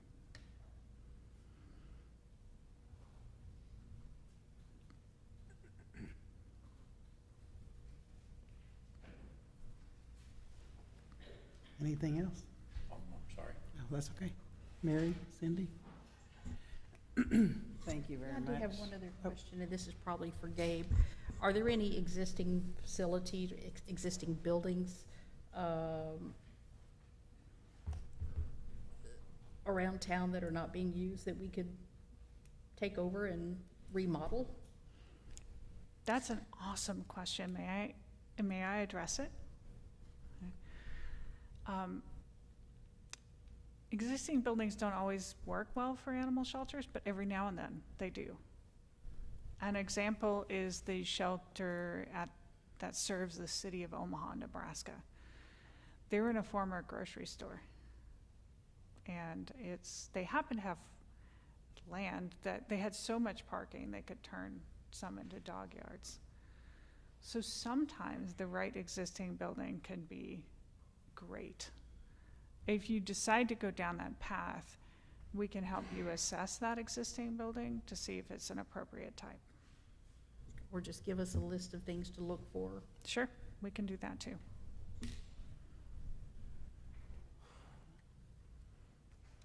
Thank you very much. You're welcome. So we have two people that want to speak on it. Let's go with Karen Reed first.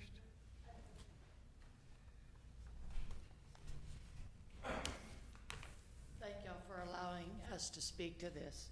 Can you As state soon your as I name and read- address? An address? Your name and address, please. My name is Karen Reed at 7676 Quail Ridge here in Fort Worth, Lake Country. As soon as I retired, I came to volunteer at the Saginaw Animal Shelter. I've been there for over 3 years, and as soon as we became a 501c3, I became the president of that. I see all of these beautiful pictures, but I wish you could come and actually see what the shelter looks like. I have seen the dogs that bite through the kennels, and you got to be careful what dogs you put in there. Now, I'm a cat lover, so I deal with the cats a lot. And we have, I think it's 12 permanent cat kennels. They're like 4 by 3, and they have no enrichment whatsoever.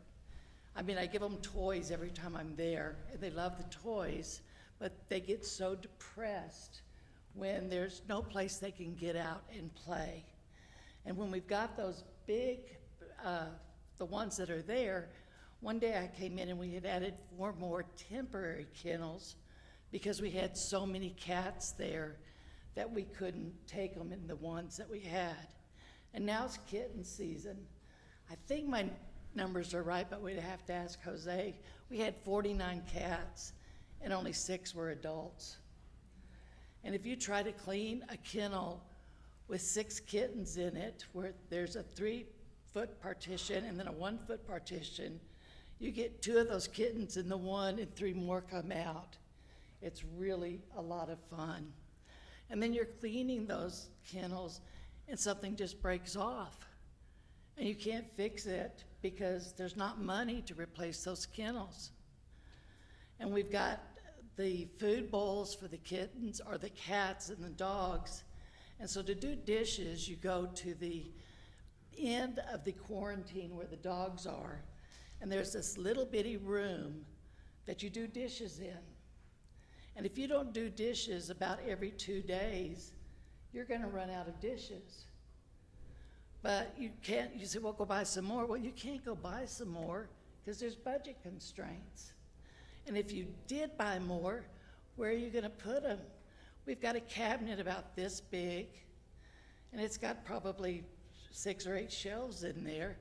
So before I go in the mornings, I go see if I've got enough dishes to feed the cats. If I don't, then I have to walk all the way through the yard, past cat quarantine, past dog quarantine, to get the dishes I need, and walk all the way back up to, it's behind the main office, to feed the cats.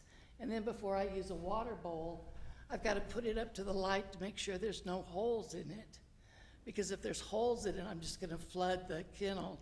I can use those for food, but I can't use them for water. So the whole process, and we talked about the laundry room. The laundry room is really, really tiny. It's got 1 washer, 1 dryer, 1 refrigerator where they keep water in case we're dying of thirst.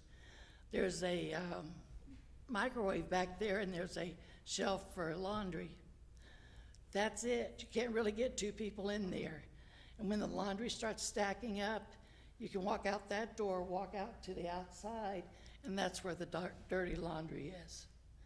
There's so much there that needs to be repaired, but we don't have the money to repair it. And if I run out of food, either cat, wet or dry, I have to go get someone to go get it. I've got bad rheumatoid arthritis, and it's in a storeroom that's not anywhere in the office, not anywhere in the quarantine areas, but there's a building on the other side that someone has to go unlock for me and get the food and then bring it up. Occasionally we keep some above the kennels, but then I have to go get Kelly or a ladder to get up to get it. So I thank God Wendy, Kelly's that's tall. what you were good for, Kelly. Yeah, that's what Kelly's good There for. you Kelly, go. can you come get the food for me? So I really appreciate your consideration of this. This tells a story, but we also need the equipment to work. We got some used cat kennels, I think from like Petco or someplace for the quarantine. I opened the door and one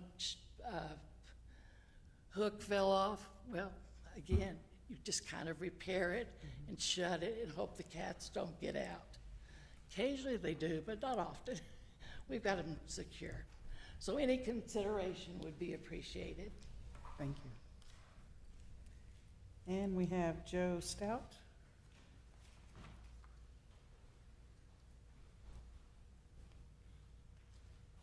Hi, good evening. Thank you. I'm Joe Stout. I live at 5505 Janet Lane in Colleyville, Texas, and I'm a member of the Saginaw Animal Shelter Advisory Board as an animal welfare representative, which is something that the state of Texas, wants to have on every animal shelter board.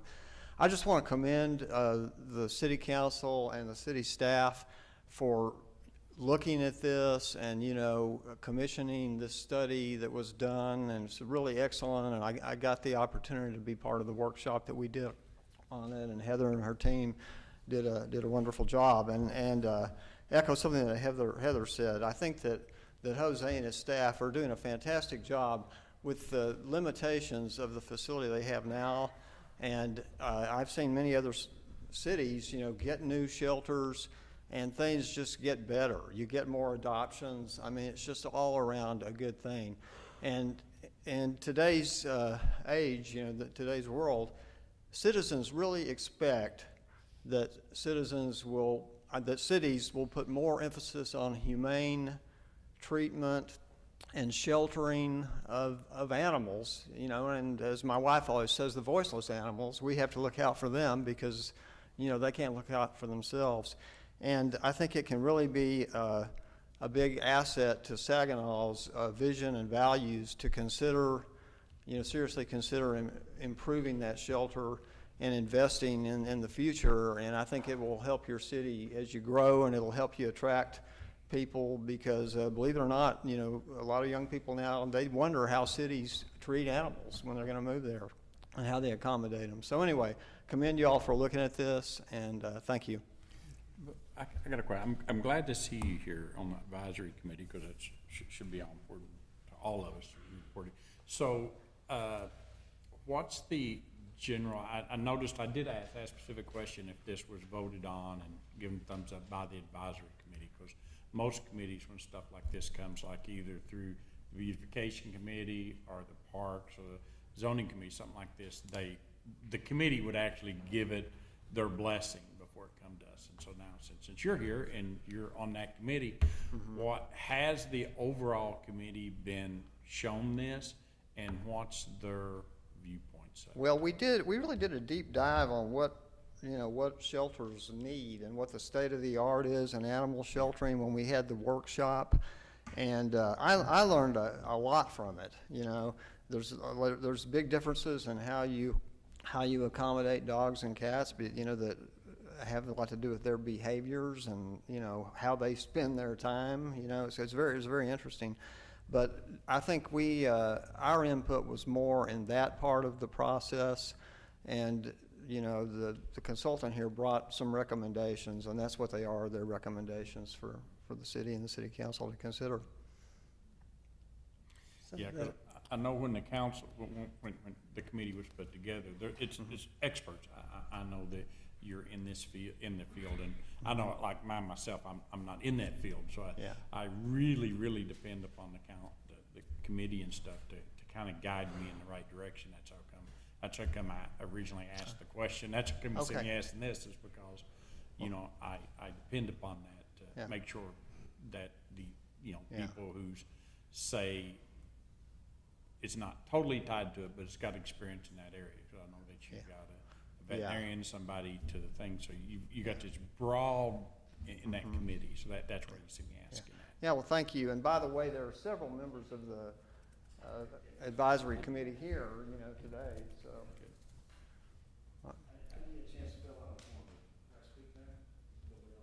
Sure. Yeah. Thank you. Appreciate it.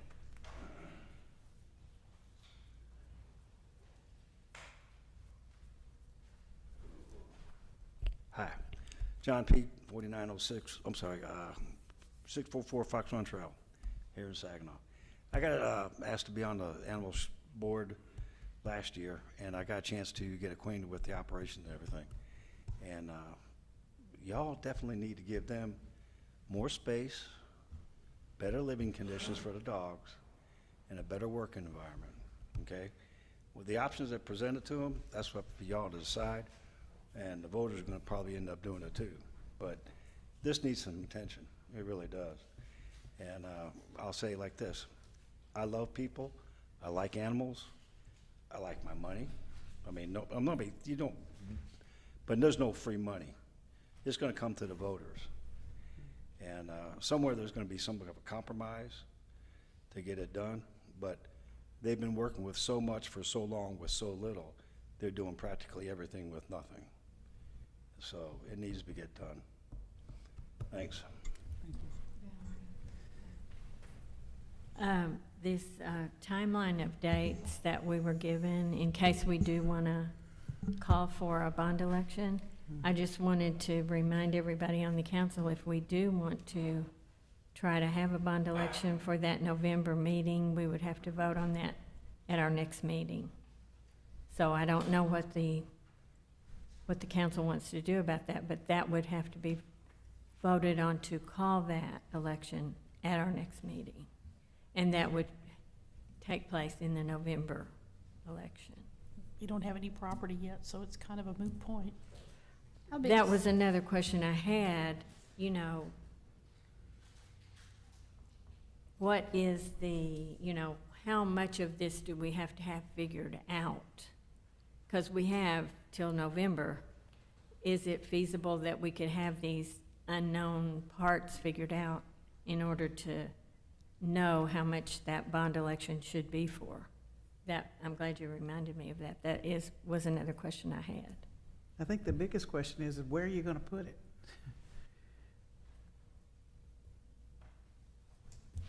How much square footage does the animal shelter have right now?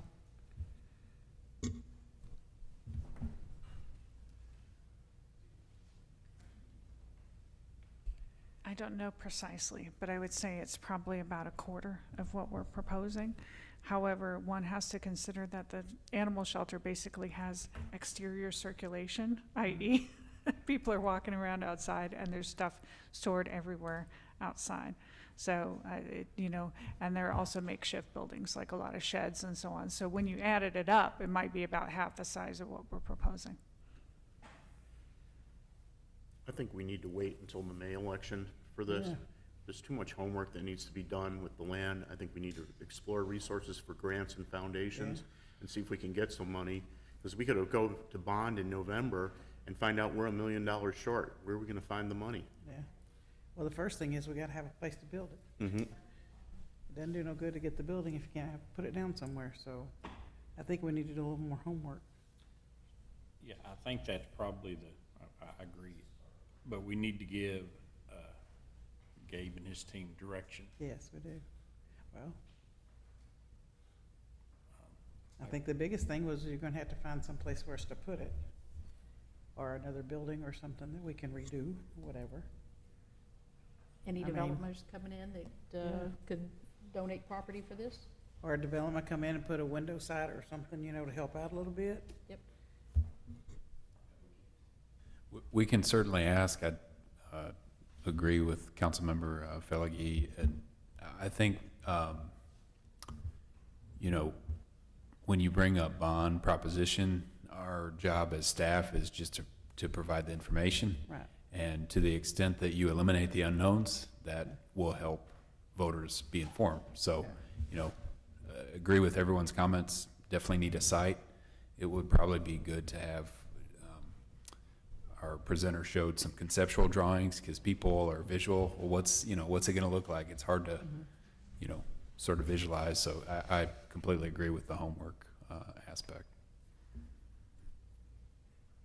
So do we just need to put this off until you can come up with some Yeah, idea? we don't need to take any action tonight. I think we can come back to you at a later date and discuss. Okay, all right.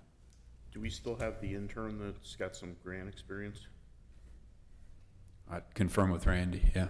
She showed up to work today, that's great. She's still here. Okay. So that this just, I mean, the last thing I want to have, we paid money to get this done. We've done this, and so we come back at a later date. Can we put a date on it and what we want to achieve by that date? I don't want to review this and say, oh, this is great, and put it on the shelf, and 5 years from now, it's got an inch of dust on it. Well, I want to make hay while we're So out and about. if it was the council's, pleasure to bring to voters in May of next year, I believe we'd have to call that election probably in February. The first part of February, which means we have between now and that time to, confirm some That's 5 details, months. the location, maybe some renderings or conceptual design, that sort of thing. So how long do y'all need to come up with some options on location? Say October 1st. That should give them plenty of time to look around. Yeah, I mean, we can try to find, Give 'em 3 to 3 5 months. acre parcels and probably get a probable cost estimate. we don't have much green space, so. Yeah. Okay. So can you get that done by October? Yeah, I think we can get some Something some done so we sites. I can mean, see. of course, on Jarvis, Mr. Hollenstein's property would probably be a logical first thought. So, keep in mind that just because we identify property, 1, doesn't mean we can require somebody to sell it, or 2, we can afford it, or it's a reasonable price. But we can, Well, we got places that we own that we can look at. May not be ideal, but it gives us an opportunity to start this project sooner rather than later. sure, yeah, we could take a look at some of that. Off the top of my head, I don't know that all the parkland is probably developable that we have, but happy to look at that. Randy, do you have any? I guess I can go ahead. I've already kind of started some conversation with A.G. Hollenstein last week. He's receptive to talking with us. He's an animal lover. He doesn't go anywhere without his dog. So I can set us a meeting up and see what he has. He's got 95 acres, I think, or something like that, up there on Jarvis and Bailey Boswell. So I think quite possibly he might be interested in doing something. Ask him and see. We won't The- know till you ask, so. The land we have in Belt Mill, does that have to be for recreation, or can some of that be used for that? No, it's, yeah, that could be a consideration. We have the 4.5 acres. We have not, although we will probably by the end of the year get the other 2.18, so that's certainly an option. Okay. So y'all will look into that for us real quick. Okay. What about over at the Levon White property? Of course, that's sold to the Victory Group. We've never had it, I could ask if they would be interested in a dedication or sale. They can't tell you no if you don't ask. Yeah, no, that's fair. I think it'd be neat to have a little place for the animals where they're shopping and whatever. Sure. Yeah, Maybe we could get them adopted faster. sure. Again, that's where the people are. Yeah, that is. Yeah. Okay, if you'll come back to us with that, that'd be great. Okay, so going on, 3C is presentation of the Community and Economic Development Department to be continued. That's Mr. Keith.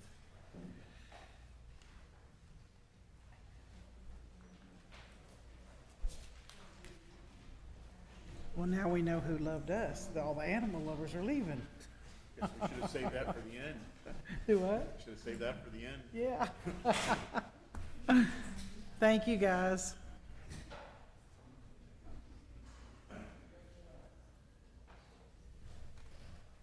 Keith, we love you. We'll stay and listen to you. Thank you. I wanted to stand because I've been sitting a good part of the day, and looked like a very attractive place to be and stretch my legs. Good news is I'm going to start from the top, from the beginning, and it should take about an hour and 37 minutes. So I hope you're okay with that. Not really. I'm not going to go over everything. We were able to talk about most everything earlier, and offered the kind of a peace agreement of let's move our other council meeting on, and I'll come back to you at a later date. When I was talking to a council member earlier today, and one of the things that he said, and he's 100% right, is that as a city, we're not very good at tooting our own horn, and we need to do better at that. And my staff had an opportunity last meeting to be able to talk to you guys and toot their horn and talk about what they do, not come up and ask and beg for money or anything like that, but this is what we do. It went a little long in the excitement of getting to talk about what you do for a living. They love their jobs. They really love their jobs. They're here because they want to be here. So it went a little long. Vicki was the last one to be able to talk about the Recreation Community Services side, and her presentation got cut a little short just because we needed to get going. One of the things that I wanted to do before I get to economic development real quick is just mention someone that didn't get kind of the proper recommendation or compliments, and so you know a little bit about her, and that's Ashton Rojas. She's worked with the city of Saginaw for about 6 years. Next to me in my department, she's the longest tenured employee.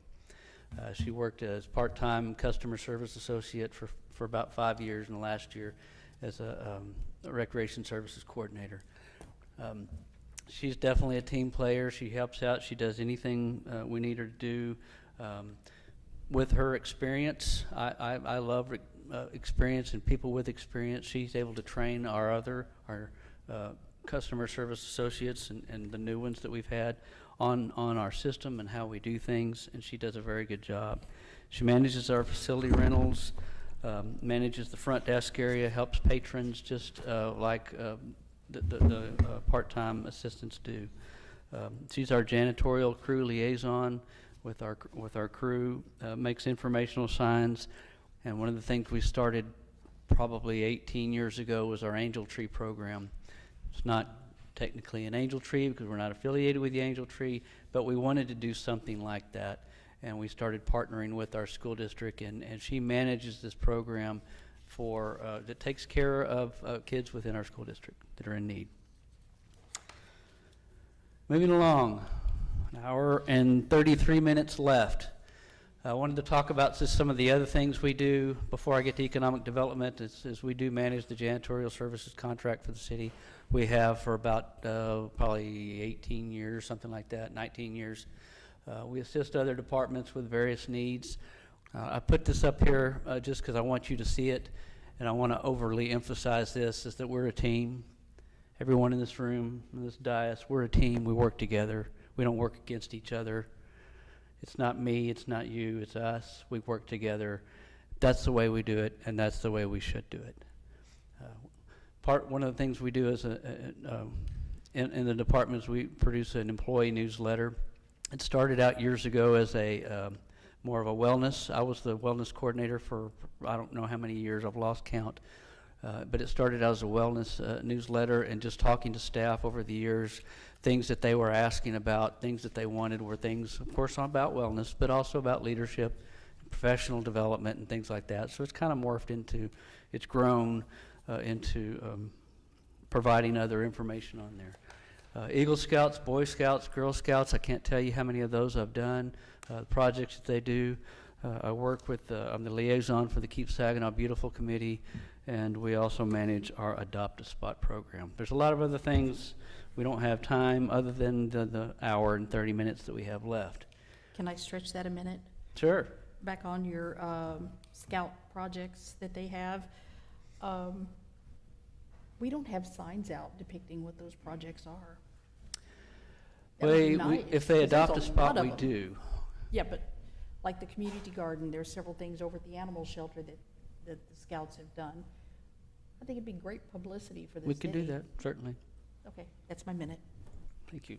Hour and 29 minutes now. On to economic development. One thing I wanted to emphasize to y'all is about a month ago, y'all had an opportunity to hear the retail coach. That is not all that we do. They're just a tiny spot of what we do. They do help with retail recruitment, and they're very good at what they do, and we work with them, and I highly recommend that we continue working with them, but that's not all we do in economic development. That's just some. What is economic development? Go back. It's the intentional practice of improving a community's economic well-being and quality of life. One of the things I talked about at the last time when we met is I wanted to prove to you and try and encourage you to believe that this department, we do provide value to this organization and that we are essential. An unfortunate fact about economic development is that it takes time and requires patience.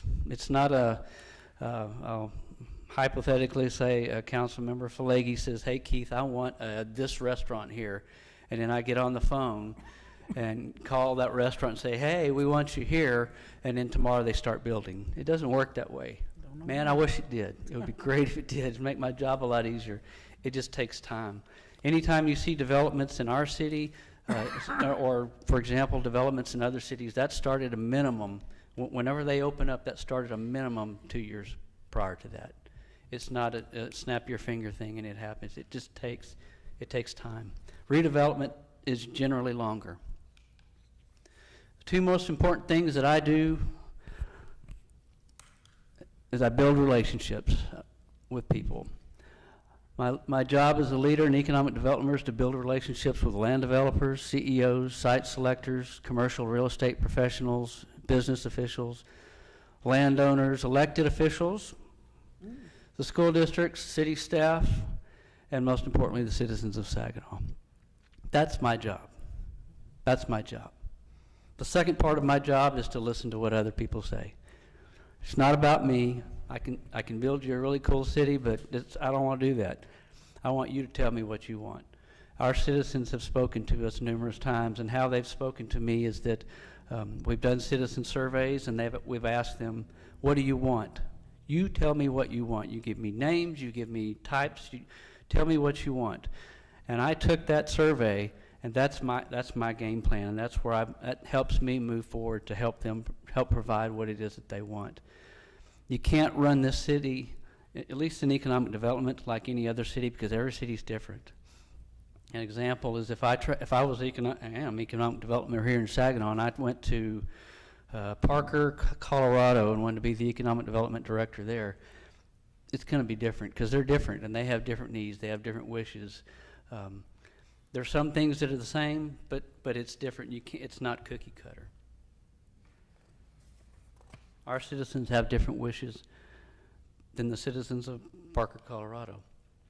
Some of the things that I do, I talked about being a relationship builder. This city was very wise, I believe it was in 2016 or 17, when they did a SWOT analysis, which is the council realized that the philosophy of the city as far as economic development of let's do absolutely nothing and see what happens didn't work. Some cities do that, and it just doesn't, it really doesn't work. It doesn't provide you what you're wanting and what you're needing as a city. But this council worked with a consultant to come up and try to find out what are our strengths, what are our weaknesses, what are our opportunities and threats. And my job is to find out ways to turn our weaknesses and our threats into positives. How can I not spin it, but how can we turn that into a positive? How do we take those opportunities, which one of them I'll talk about here in a minute, and turn that into a positive? I diversify our portfolio. You've all heard that phrase. Most of the time it's with financial organizations, but what we're trying to do is diversify our portfolio with business recruitment. It's not just restaurants, it's not just retail, it's also industrial. We have a huge section of town that is industrial and zoned heavy industrial. I don't recruit residential. I don't do it. It's not what I do. When developments come in, generally, and especially mixed-use developments, residential is part of it, but I don't recruit them. They come on their own. I have a real estate agent up there with question marks, and I want to explain that really quick to you. What I mean by that is that I'm not a certified real estate agent, nor do I pretend to be one on TV. But what they do and what I do is really, really close to, very, very similar, because if, let's say, Councilmember Junkersfeld says, hey, Keith, I want a 5-acre property to build an animal shelter on. I need access to a major street. I need, you're giving me all the things you want. Just like if you're a resident and you're wanting a 4-bedroom, 3-bath house with a kitchen and an island kitchen and a large backyard, and you tell me all the things that you want for your house. So then I take your information that you've given me, and then I go out there and try and find it for them. And I give them a list. Here's things that are meeting your criteria. These are the properties, and here's the contacts and who you can contact to make a deal or not. I step back because I can't make a deal for them. I'm not a real estate agent. I don't do that. But up to that point, I help them try and find what it is that they're looking for. Business retention programs, new developments. Redevelopment is one of the hardest things that we can do because it takes even longer time than regular development does. One of the big things that I heard from this council, I worked for the city for 20 years because I wanted to be here. Not because I had to, because I wanted to be here. And the things that I've heard over those 20 years is things from our citizens, things from our council, is redevelopment. One of the big items on the SWOT analysis from this council, or from the council of 2016, was redevelopment. Let's take care of the southern end of town when you come into town. And that's what we've been doing. We've been focusing on. It takes a long time. But now we have a Planet Fitness. And now, yes, we have a chicken place, of course. Every facility or every development should have chicken places, right? And this Friday we're having a grand opening and ribbon cutting for a coffee place, which was one of the top things on our residents list. And their coffee's good. They brought It is some to very make good. here, yeah. Yes, it is. They did for all the teachers, yeah. Business promotion and communication. The only thing I'm going to mention on that is the last one. It's in the 2 red asterisks, is certificate of occupancy partnership. I talked earlier about we work with every department in the city because we want to. In economic development, and my staff of 1, we work with every department in this city. We work with our building department. When I took over economic development 3.5 years ago, I asked our chief building official, Larry Little, and Deborah, said, how do y'all do COs, certificates of occupancy? They said, well, when they're ready, we call them and they come pick them up. And I said, was there any way that I can pick them up? And then I hand deliver it to them. And that gives me an opportunity to build a relationship with that property owner or that business owner. And they have my card, they have a gift bag with a lot of sweet stuff from the city, really, and chocolate, of course, but some really nice things from the city. But I get to build that relationship with them. And then I said, if you need anything, you call me. Here's my number. Here's my face. And now you know what I look like. You call me, and I'll help you with that. Chamber of Commerce. I'll talk a little bit more about that in just a minute. It's time to toot the horn just a little bit. These are some things that have been accomplished in the last 8 months. Actually, it's getting closer to 9 months now. We're still working on those 4 mixed-use developments, but they are moving forward.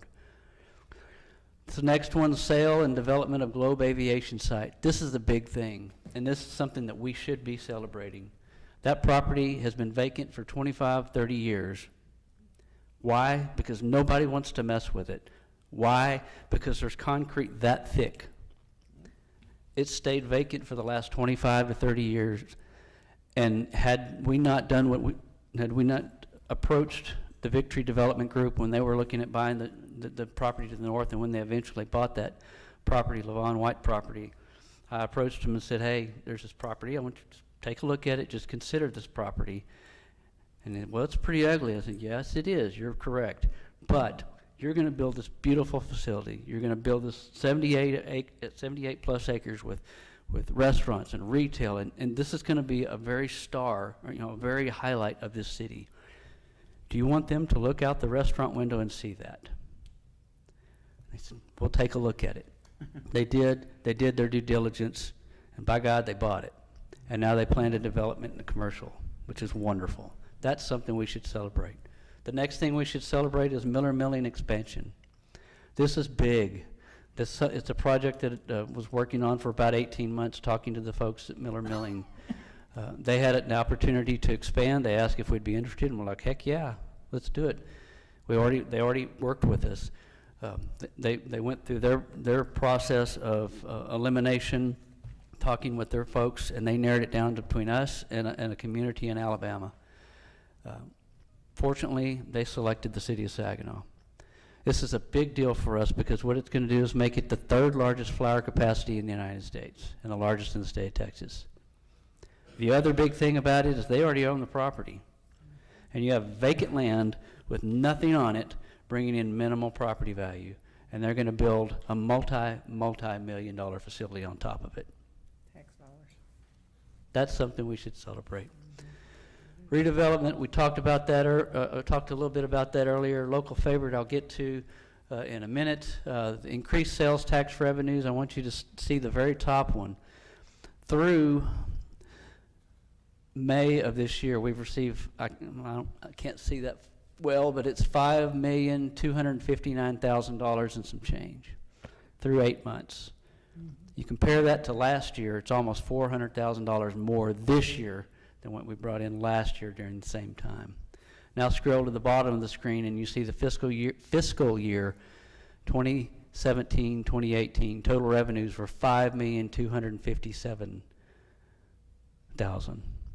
Through 8 months, we brought in more than we did that one whole year in sales tax revenue. Sales tax revenue is paid for by those who are getting goods and services in the city. If you shop locally, you're paying sales tax. People that come outside the city that want to come to our facility or our town to buy products, goods, and services, they're spending sales tax money. There's a little arrow pointing at Saginaw. We're one of the top cities primed for takeoff. That was in an article in Dallas Morning News. Highlights, a few more highlights that I wanted to mention, two more highlights I wanted to mention. The first one is the 2 city council initiated work plans. This city council decided these 2 items were really, really important for this city to take care of. And these are the marching, you come up with a work plan that you give the city manager, and this is what we want to see accomplished this next year. And 2 of those items fell in my realm. First one was to reignite a Chamber of Commerce. Through a lot of research, we joined the Northeast Tarrant Chamber of Commerce, and it's turned into be more than a gold mine, more than a better idea than what we thought. I knew they were good, and our businesses are finding out just exactly how good they were. So that was a great decision that y'all made. So how many, I know that when we originally pulled the trigger on that, we had talked about what would be considered success for Saginaw businesses to join the Chamber of Commerce. What are we up to right now? Not knowing the question before the meeting, I don't have the answer for you.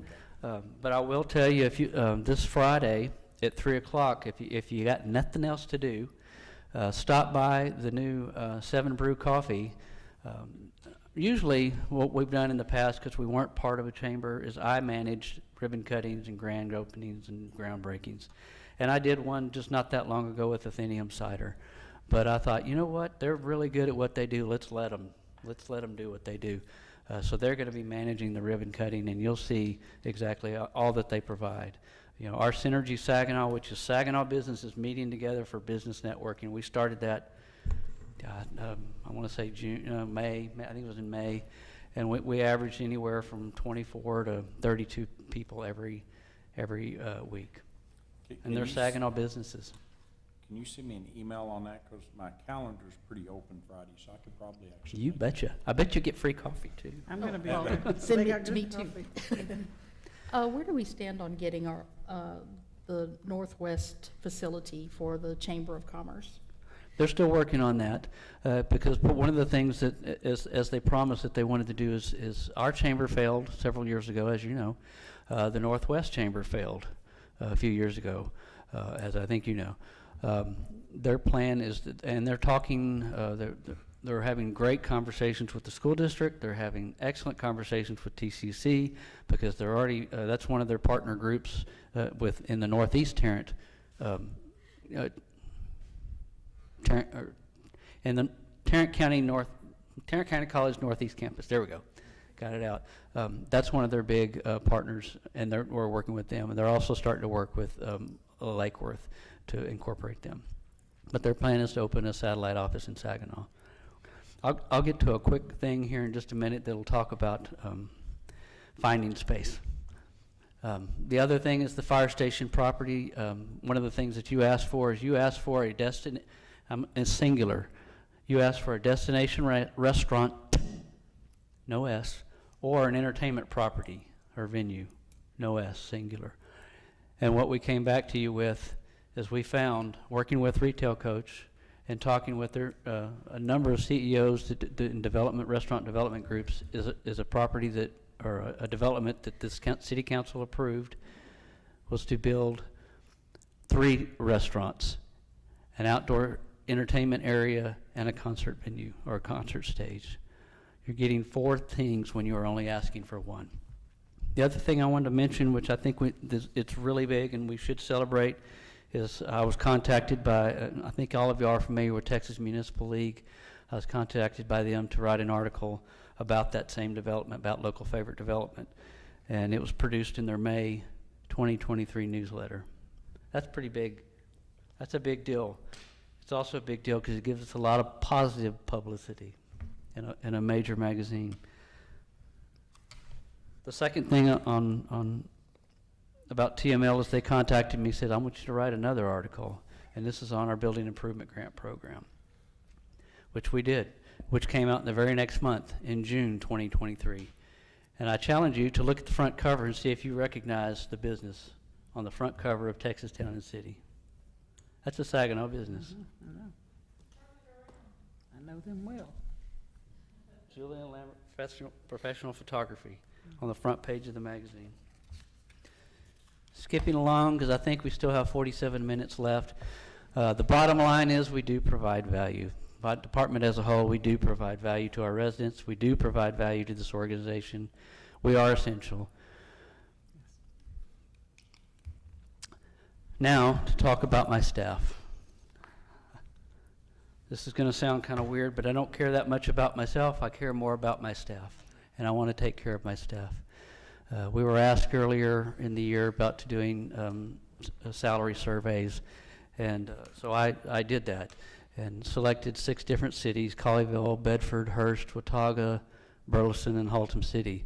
And I took our positions, or what we call our positions, and then contacted those cities and said, hey, what is your starting not what they make right now, but what is your starting salary of those positions? And they responded back. There were some that didn't have that position, or they just didn't respond and give that answer. Move over to the right, and you'll see in the kind of a lime green color, you'll see that's the Saginaw starting salaries. Move over to one more, and in the black, that's the average of those 6 cities, not including Saginaw. And in the far right, it is a brown, Randy, it's not burnt orange, is the difference, and you'll see the deficit. The thing I want to highlight is not the top 2, because that's me. The thing I want to highlight, the person I want to highlight is our senior center manager, and you can see the salary that she is, the starting salary that she is at $41,000. You can see the average of those 6 communities is at $63,000, which that's $22,000 less than the average of those cities. In the budget process, I asked that you take a look at that because we have an item in there trying to take care of staff. I'm not going to go over this too heavily because when the budget process comes along and you're able to see the budget document, you'll see the special requests that we're asking for. In Recreation Community Services, we're asking for things to take care of our senior center. One of them is taking care of staff. The other is giving our senior center staff the tools to do their job, which is more funding to be able to pay for instructors and supplies, our increasing our concerts. Prices have gone up. Prices have gone up for bands, and the remaining amounts are taking care of our recreation center, whether it's replacing the stage curtain that's the original stage curtain from 2004, or doing painting and flooring and just repair work. Communications. Does this include the air conditioning systems that are faulty? The air conditioning see that in systems we here. take, well, it's because we take care of it. It's not, we don't have anything in there to replace a unit, because we don't need to replace a unit. Because I heard that 8 out of the 13 were not working as well as they should. Well, most of them are probably almost 20 years old, but whenever there's damage or it stops working, we contact them. I wish Marcella was here. She could tell you, in the last week or two, I've signed 2 things for payment for 2 different air conditioners to be repaired. Not replaced, but to be repaired. Whenever there's an issue, we take care of it immediately. There's not a reason to replace an air conditioner unit right now, because they're not going out. They're working, but when they break, we contact. I talked at last week, or whenever our last meeting was. There's things that we can't control, and we can't control other people, and we can't control contractors either. They come out when they're available, and we get them out as soon as we can. And if it's a parts issue, then we have to wait sometimes for that. Any questions? You still have 43 minutes to, I don't know how many minutes. But I'd like to say thank you. The stage curtain, do they use that a lot, or is it just there for kind of decoration? Yes, when the facility was built,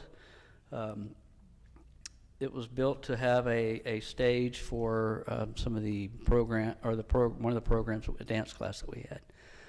We do use it for concerts.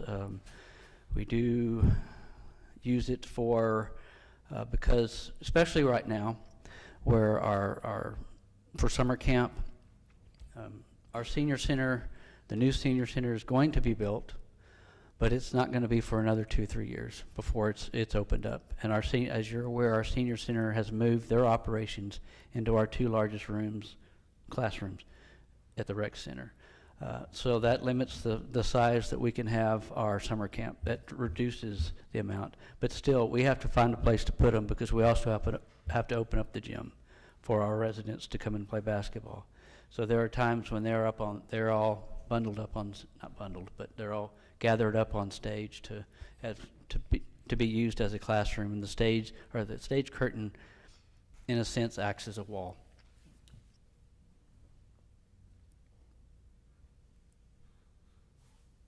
Any questions for Keith?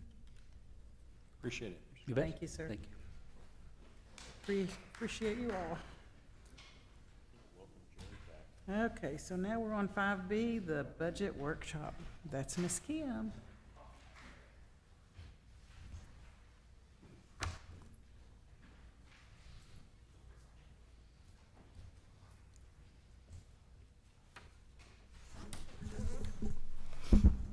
Thank you, Mayor Pro Tem and City Council. Last Tuesday, we received our certified values from Tarrant Appraisal District.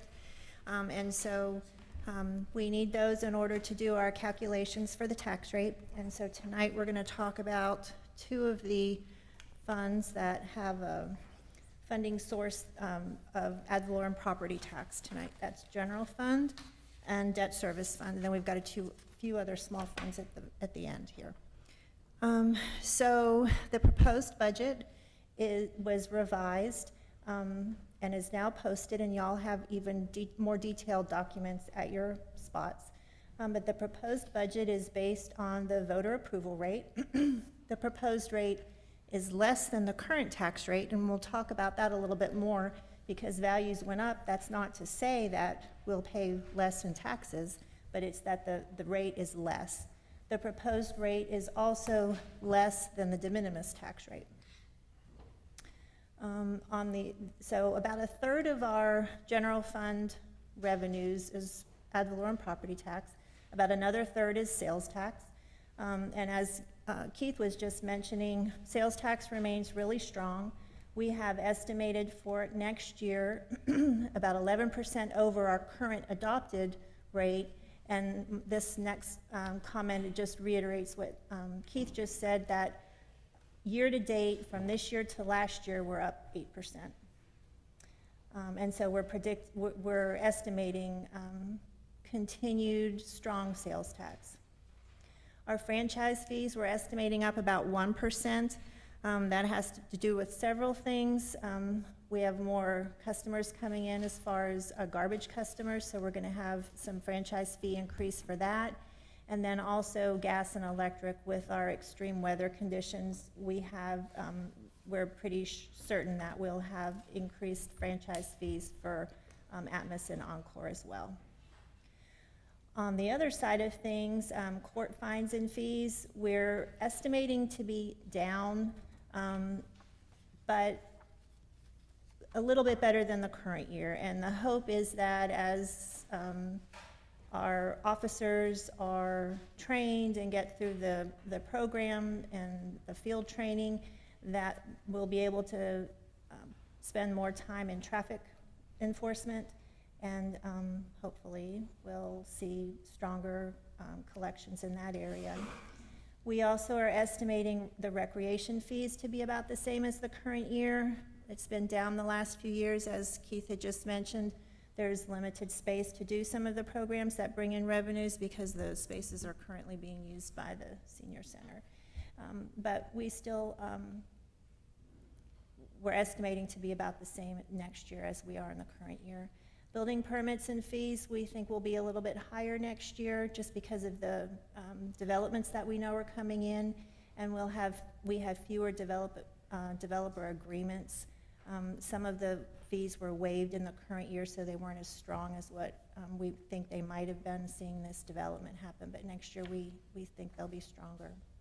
Rental inspection fees are also increasing. Not because our fee is increasing, but just because of the new rental units that are coming in.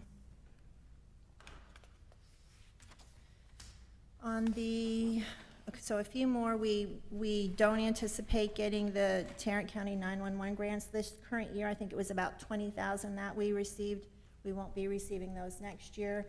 We also are no longer going to receive reimbursement from EMS ISD because we're no longer providing the school resource officers.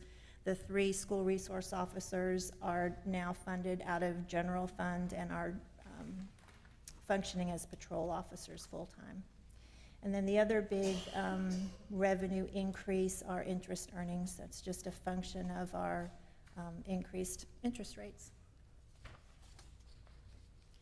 On the expense side, we have some ongoing expenses, and we'll talk about this a little bit more about the structurally balanced budget, but we pay attention to which expenses are ongoing versus which expenses are one-time.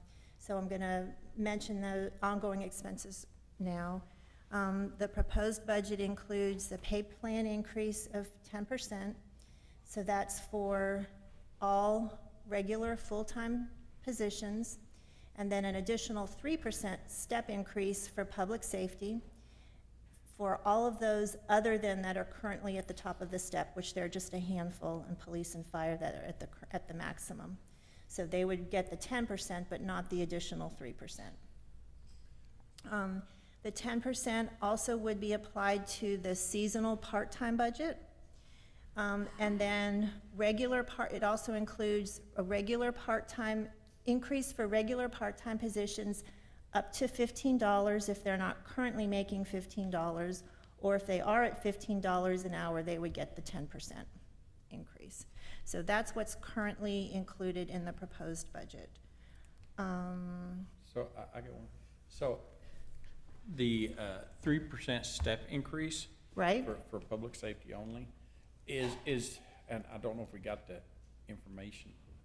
Is there any way we can look at like our employees who's at the bottom, who's way being underpaid, and somehow come up with that we apply that to more than just, I've got no problem, but I think Gabe's mentioned that, it's the staff's desire to have a professional company come in and do an evaluation. I mean, different departments have done our best at making comparisons, but we're not experts in the area, and you really need to. So, I think, go ahead. I 100% support that, because we gotta get, I've read through this, it's a great report, but the problem is, I know that if not the biggest risk the city's got, it's gotta be a very close second, is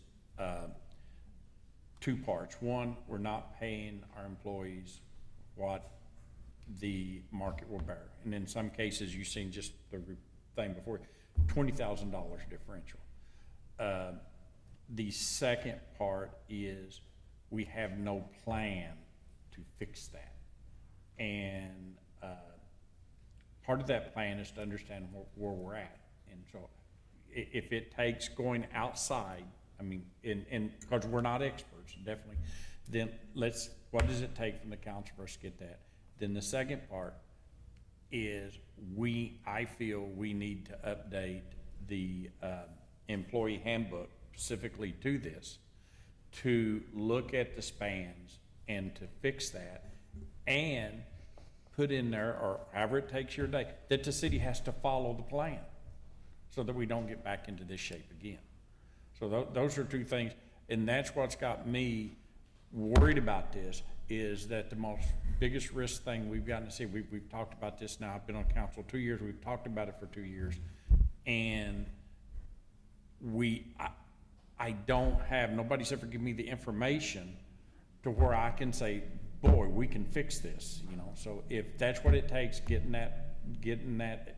having a professional come in and do that, updating our employee handbook, how do we do that? How do we make sure that that's plan of record today, and let's execute to it? So a couple thoughts, completely agree. The good news as far as our salary study, which was started in 2016 and then it was finished the summer of 2017, I don't think we need to reinvent the wheel and completely change it, but I do think it would be helpful on a limited scope to have somebody, tell us where we need to tweak things. So the situation is such that, for the sake of a discussion, probably citywide, we're 20% below the market.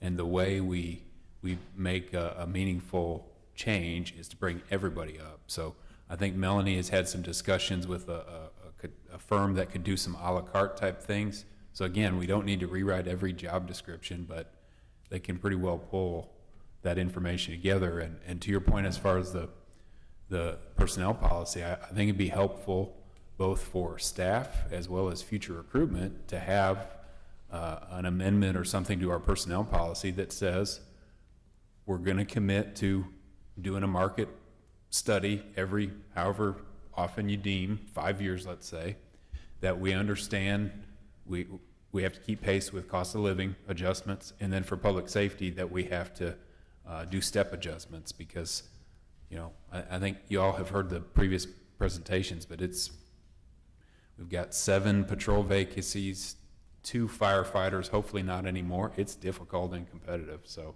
yeah. So what do we need to do? I mean, definitely coming for this council, do we just need to direct you and your staff to do it? Yeah, sure. I think we can get a policy amendment to the employee personnel policy quickly. And keep in mind that, let's say the council approves this, we can't commit every budget every year is dependent on that year. Right. But I think in good faith, we can tell employees that here's the plan: cost of living, consistent, step, and market adjustments when necessary. So we can get that. I think Melanie maybe can get some information as far as, a very limited scope update, and we can bring that back to you.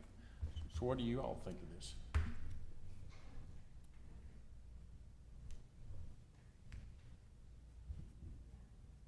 I think that's very important, to keep up with the competition and make sure we pay our staff what they need, what they deserve, what's competitive with other cities, so we can keep them. Well, as Nick said too, we need a plan. Yeah. We can't just keep winging it every year. We need a plan going forward. That's the way I lean. We need a plan. Just throwing, I mean, we offer great benefits to our employees, better than what I ever had in the private sector, ever. That means a lot.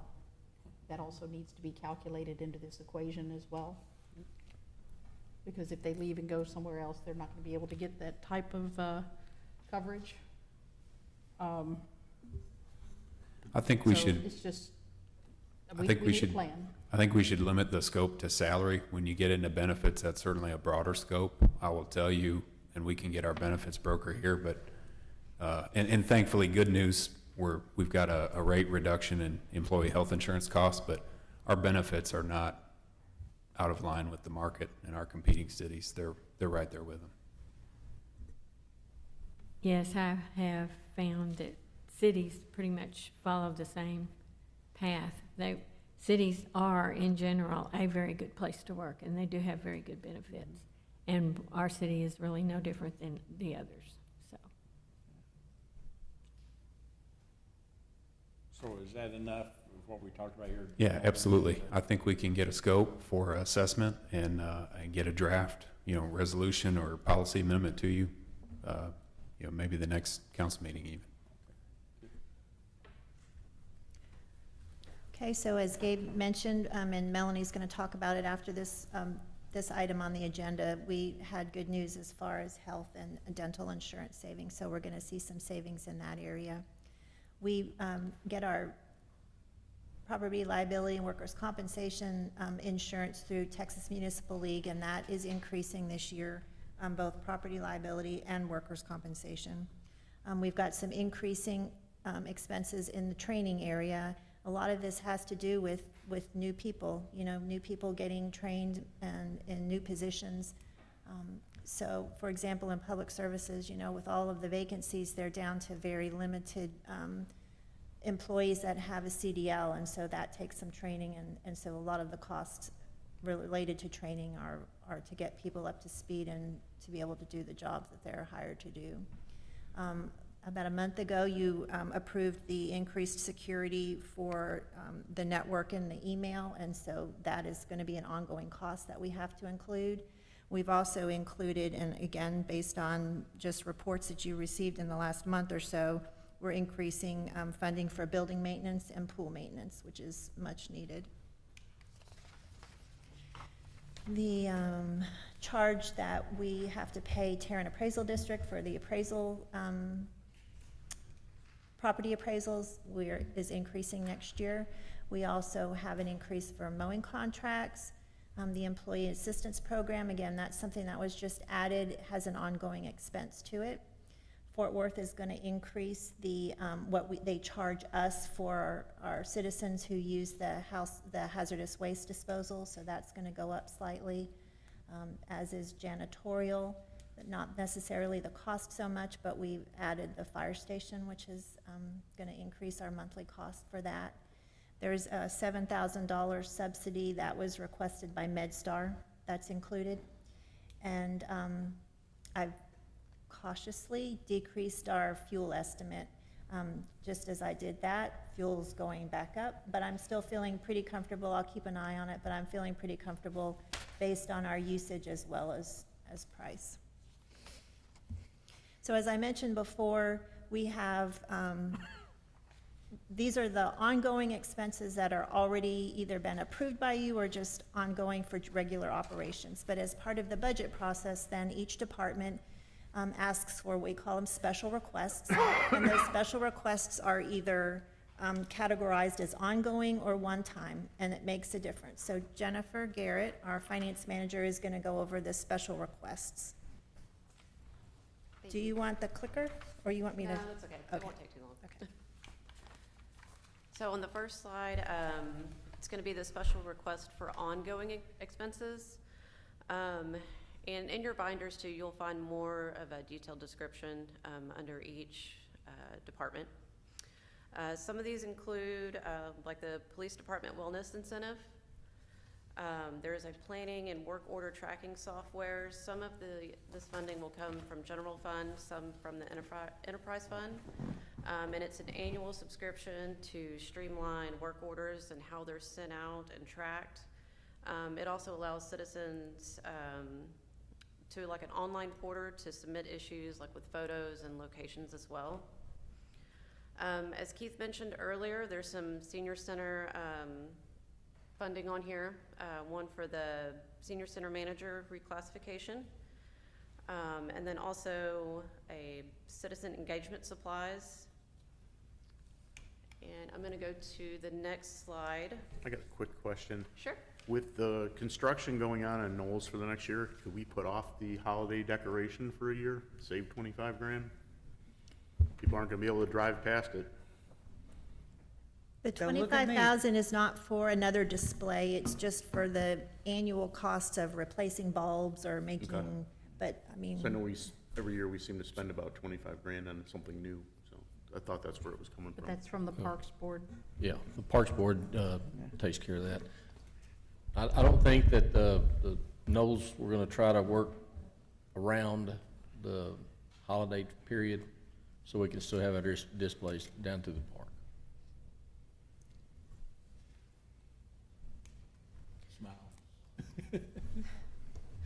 On the next slide, these are actually going to start the one-time expenses, and some of those include recruiting equipment for HR.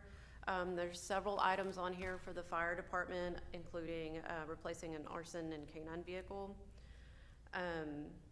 Also replacing a 1-ton service truck for public services. The current truck is a 2012 model, so it's about 11 years old. And then also planting trees in the parks. I had two questions. Just, I don't know, what is recruiting equipment for human resources? Okay, just check. Okay, gotcha. Yeah, it's got the city logo on it, things like that. Okay, gotcha. Yeah. Makes sense now. And then the last one, the trees in the park, is this, I know part of our work plan this year was to at least do assessment of trees throughout the park. Is that what this is? Is this to go in and put some trees in there? Or? This is to start putting in some trees, yes. Okay, cool. What kind of trees y'all plan on putting in? We're probably gonna look at our standard oak, probably some more ball cypress down around the creek, which do really well around the water sources. Just kind of some native trees that do well in the area. All right, on the next slide, I'm continuing the one-time expenses. There's several items on here for the recreation center. They're all for facility maintenance items. Keith mentioned them earlier. Also, at the very top, there's a pump room improvements for the aquatic center. And then also there are, let's see, we're gonna replace the code compliance vehicle, and then SHIP funding as well. And on the next slide, still one-time expenses, just replacing the tire machine, peg channel equipment, and some other communication equipment as well. What's SHIP funding? Is that like to actually Saginaw ship Housing something? No. Okay. Saginaw. Oh, gotcha. Got it. Yeah. Don't be taking things away like that. I was just wondering. Why is the survey, I thought we were doing, On the the what? second citizen survey is actually the employee survey. I thought that was gonna be year 2 of 3. I know. What Yeah. happened to the employee survey? So I think that'll come to the council for action our next meeting. Okay. Yeah, Melanie would know, yeah. So that should be 3 of 3, right? But this survey should be 3 of 3. No, this is the citizen survey. So last year we did the external citizen survey. This is year 2. The employee survey is separate and was one time. I guess I thought that was gonna be part of this survey package. I think when it went to council, when the presentation was made after the first survey, y'all asked to have them do a employee survey, and there was additional funding added for that. I don't know off the top of my head. In addition, so it was separate then from the citizen survey. I just thought we were getting 3 surveys and instead of 4. Yeah, we would get 3 citizen surveys, but they'd be annually, but the employee surveys are separate, and I want to say it was less, like 4,000, is that right? It was less, yeah.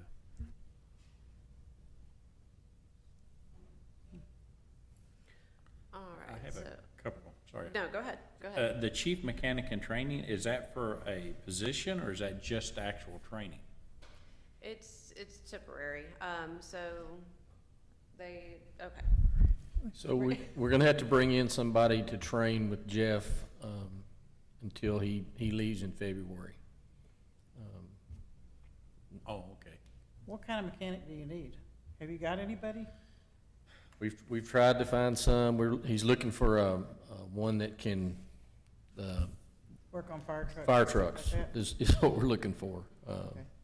And to try to get one, yeah, it's been difficult, try to find somebody to fill that void. So, So it's actually the salary and benefit for a position, Yeah. but it's considered one-time because it's, you know, It's a just- temporary position. Right, exactly. Now, But if you found somebody that was go ahead. qualified and knew it all, that would cut down some on the training, would it not? true. Okay.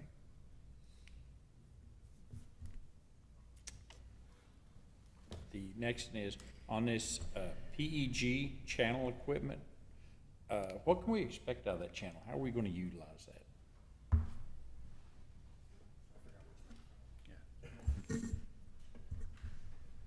I'm not really in a spot with a microphone. This is temporarily here. So essentially, a great example, Allen, Texas. This will be aired mostly in the beginning. Once we create content, we'll be getting our PSAs out. They don't have an email just yet in their inbox, but PD and Fire will be getting emails for me. Surprise, sorry. You have to expect them tomorrow morning now. So essentially just PSAs. Once we start moving other boards to this system, we'll be airing our board meetings as well. I think our first goal is to do planning and zoning, which is the other, the one that we're essentially expecting. Also, the state of Texas also gives cities the ability to re-air shows that they produce. A great one is the Texas State Parks Association, I believe. They just essentially tell people, hey, this is how you fish. This is how it's great. So essentially, it's just like a public channel, but majority of it will be our city council meetings and information for our residents. Actually, I know a few employees here who learned about their positions here through the PEG channel we used to have in the city. So how would the normal person access this channel? So twofold, well, 3 actually. First, the PEG channel is through Spectrum, so you'll be accessing your Spectrum channel. And with the PEG channel with Spectrum, we actually get some money back from them. The second one will be via YouTube, our channel. Again, I'm gonna refer back to Allen and Longview as well. They have theirs on YouTube, and a Roku device. We'll be able to access it. This includes the pricing of having a Saginaw Roku app. Residents could just click on it and be on demand. So if they want to watch this meeting or a previous meeting, they should just search it. So those are the 3 ways people could search and watch. The last one is this crisis communications training for elected officials. I'm assuming that's us. What elected ones. Yeah, so What is that? actually, I think it's elected officials and city staff. I think it's a little, it's on the actual, like, your pamphlet. It says the whole title. Unfortunately, we live in a world where things happen. And the one thing every time we go to conferences, I always talk to my counterparts in other cities. Uvalde, one of the biggest things was the city was essentially the word is, I don't like the word bottleneck information, but they were essentially saying, hey, if you want information, you have to come to this point of contact. Well, news organizations were trying to circumvent that and go to elected officials. And Uvalde is a small town. They don't have Dallas resources where they train their elected officials. So we just want to be able to prepare this body in case something does happen in Saginaw, which, God forbid. I guess I'm trying to figure out what the 15,000 is gonna be spent on, because that's a 1 hour. I mean, I'm sitting here thinking, okay, we come to a 1 hour class, we're paying one person to, Essentially, it's gonna be a company that's gonna come out and they specialize in this and will teach us and, yeah, essentially a seminar. can we get a little more information on exactly what it is? Yeah, so it's gonna be y'all, employees. I could definitely get you more information as well. Yeah, I'm looking at more of a syllabus, exactly what are they gonna go over? I mean, to just give a 1 hour or even 2 hour, one afternoon meeting telling us what to do, like at U Valley, to me, just me personally, that's not worth $15,000. I need something. Well, wouldn't CERT and Fire Department, PD be able to do that or no? Yeah, well, this is an RFP, so that's the largest amount we will be essentially spending on. We have to go out for essentially bids for this, and different organizations will do that. But I could definitely reach out to my counterparts and see what they have done in the past for this specific item in their cities. Okay, we are, I shouldn't say should, because I'm not familiar with this, but I know in the private sector, we have a book that we have to go through every year that's crisis management. Starts page 1, this happens, here's what you do. Does the city have anything like that? Back when we had the big freeze, I mean, I wasn't on council, how did y'all react to that? Is there a standard policy? Yes, you call Randy Newsom. Yeah, I mean, I might defer to, I kept his phone ringing. I might defer to Chief Spears, but, you know, we follow in a significant event, it's called ICS, Incident Command Structure. And so the key is you want to make sure that everybody knows their roles and knows their responsibilities, because the problem is when everybody has a comment, especially in a significant event, Uvalde, great example, national media is calling the mayor and council members and individuals, and you don't, the information is not consistent. Some people are saying different things, so that's the intent. I think the intent is to advertise and get proposals, and then we'll come back and, you know, to answer your question, do we have a scope? No, but depending on how many people participate, mention of, you know, other volunteer agencies being involved in a significant event, that's probably good. I mean, we want our CERT, we want our CPA to have correct factual information in a major event. Because that's what I would expect out of a training like this. One of it is, what is our policy, and, you know, does it start with you and work down? Does it start with the mayor and work down? How does that work? And then where do we? Sure. Right now, if there's an emergency, I'm on council, I can tell you right now, I cannot tell you where I'm supposed to go or what I'm supposed to do. Sure. Now, where I work at, I can tell you. Yeah. But not here. No, good policy thoughts for the council to consider in the future. Okay.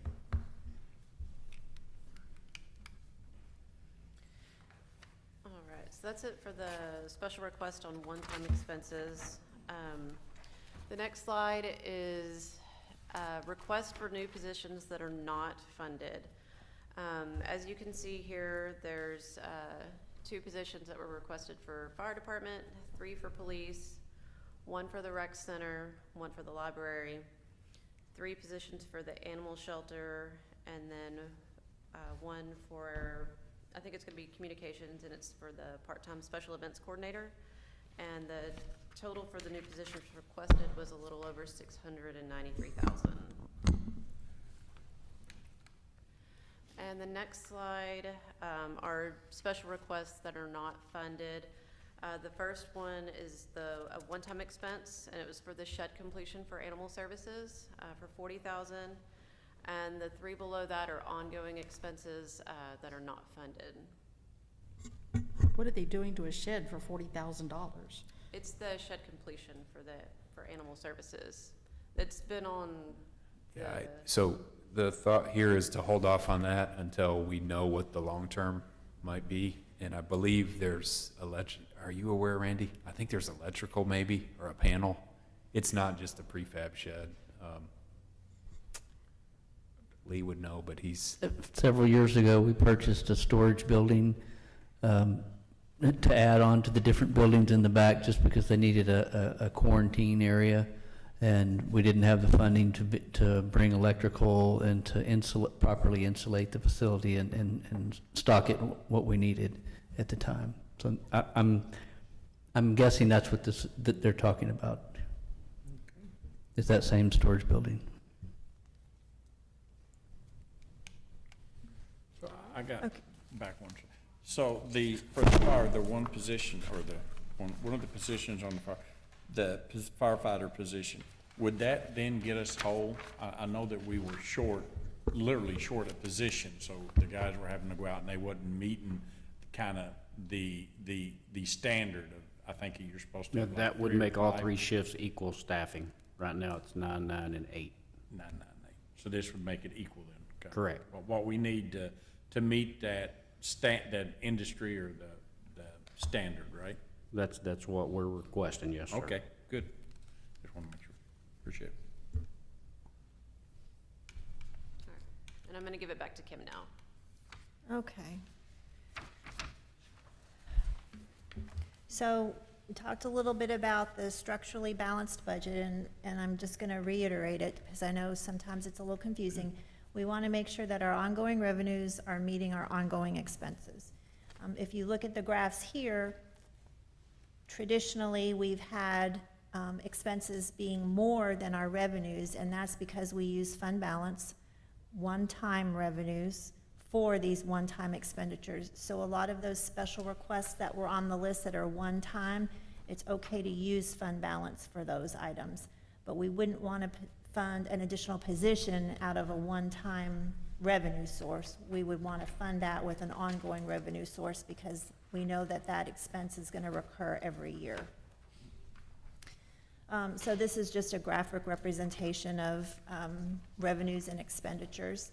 And then just like I've done for all the other funds, I know it's a lot of numbers. I'm not going to go through it, but I know some of y'all like to see that. This is just the numbers that the graph was generated from. We just closed July today, so the year-to-date is just updated through June, which was 75% of the fiscal year. So the other fund that receives ad valorem property tax revenue is the debt service fund. This is the fund where we pay for our principal and interest on the bonds, right? We're paying back the money that we've borrowed. And so and we also have interest earnings in this fund as well. It's the other revenue source. The INS tax rate, the portion of the tax rate that goes to the debt service fund, is going down just slightly in 2023. And that has to do with values increasing. In the next couple slides, I'm going to explain that to you. The actual amount of debt service that we're paying is increasing, but the rate to generate that amount is lowering. And again, these are just the numbers that support the graphic. So the good news is our estimated net taxable value is not quite $3 billion. It's an increase of about 13% from last July at this time. Our new value is just a little bit more than 34 million, and that's broken down by about, most of it was commercial, 30 million commercial, 4 million residential. We've been pretty consistent for the last 3 or 4 years where about 60% of our value comes from residential properties and about 40% from commercial. That's a good mix. That means that the residents are not overly burdened by the tax, ad valorem tax. That commercial, industrial are about 45% of the value. Our average value of a single-family residential home is increased 14%. So last year it was about $217,000, and it's gone up to $248,000. Now this is not true for every residential home. I'm just doing averages. This is just the average. The other thing I want to mention is, so this is the average value, but if your home went up by 14%, you would not, you're limited, you're capped at 10% in any given year. Now, eventually, it's going to catch up to what the appraised value is, But in any given year, your residential property is not, homesteaded residential property is not gonna go up more than 10%. And this is just an example of, representation of the current tax rate versus the proposed tax rate. So the current tax rate is 50.8 cents. We're projected to go down, or the proposed budget is based on the 49.8 cents, a slight decrease. The revenues that this will generate, however, is more. So if you have an average valued home in last year versus this year, your annual property taxes would go up by about $133.14. That's broken down, $72 of that is to pay for our debt, and $61 of that is to pay for those ongoing general fund expenses that we just ran over.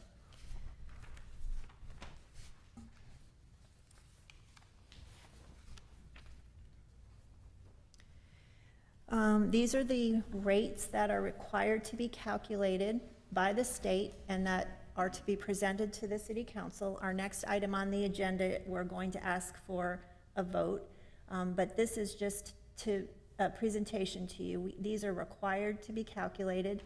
The no new revenue tax rate is just under 46 cents, 45.9 cents. If you recall one of our very first workshops, that's the rate that's going to generate the same amount of operating revenue as last year on the same properties with this current year value. So that's why the rate is going down, since our property values went up. The voter approval rate without the unused incremental rate is the 49.05 cents. The voter approval rate including the unused incremental value is the proposed rate, which is the 49.8 cents. And then our de minimis rate is slightly over that, 49.9 cents. This is just a comparison of the same cities that we've compared ourselves to in the past. They're local cities, or some of them are local cities. And this is just, and this is based on our current rates. I don't have everybody else's proposed rates yet. They're not advertised, but this is based on current rates. I want to point out that overall the tax rate, we're the third lowest of these cities. On the INS, that's the interest in sinking, the debt service portion, we're the second highest. And that just has to go with, in the last 4 years, we've issued about $70 million in debt. We're going to be paying that back, and so that explains that. And then on the M&O side, we're the second lowest.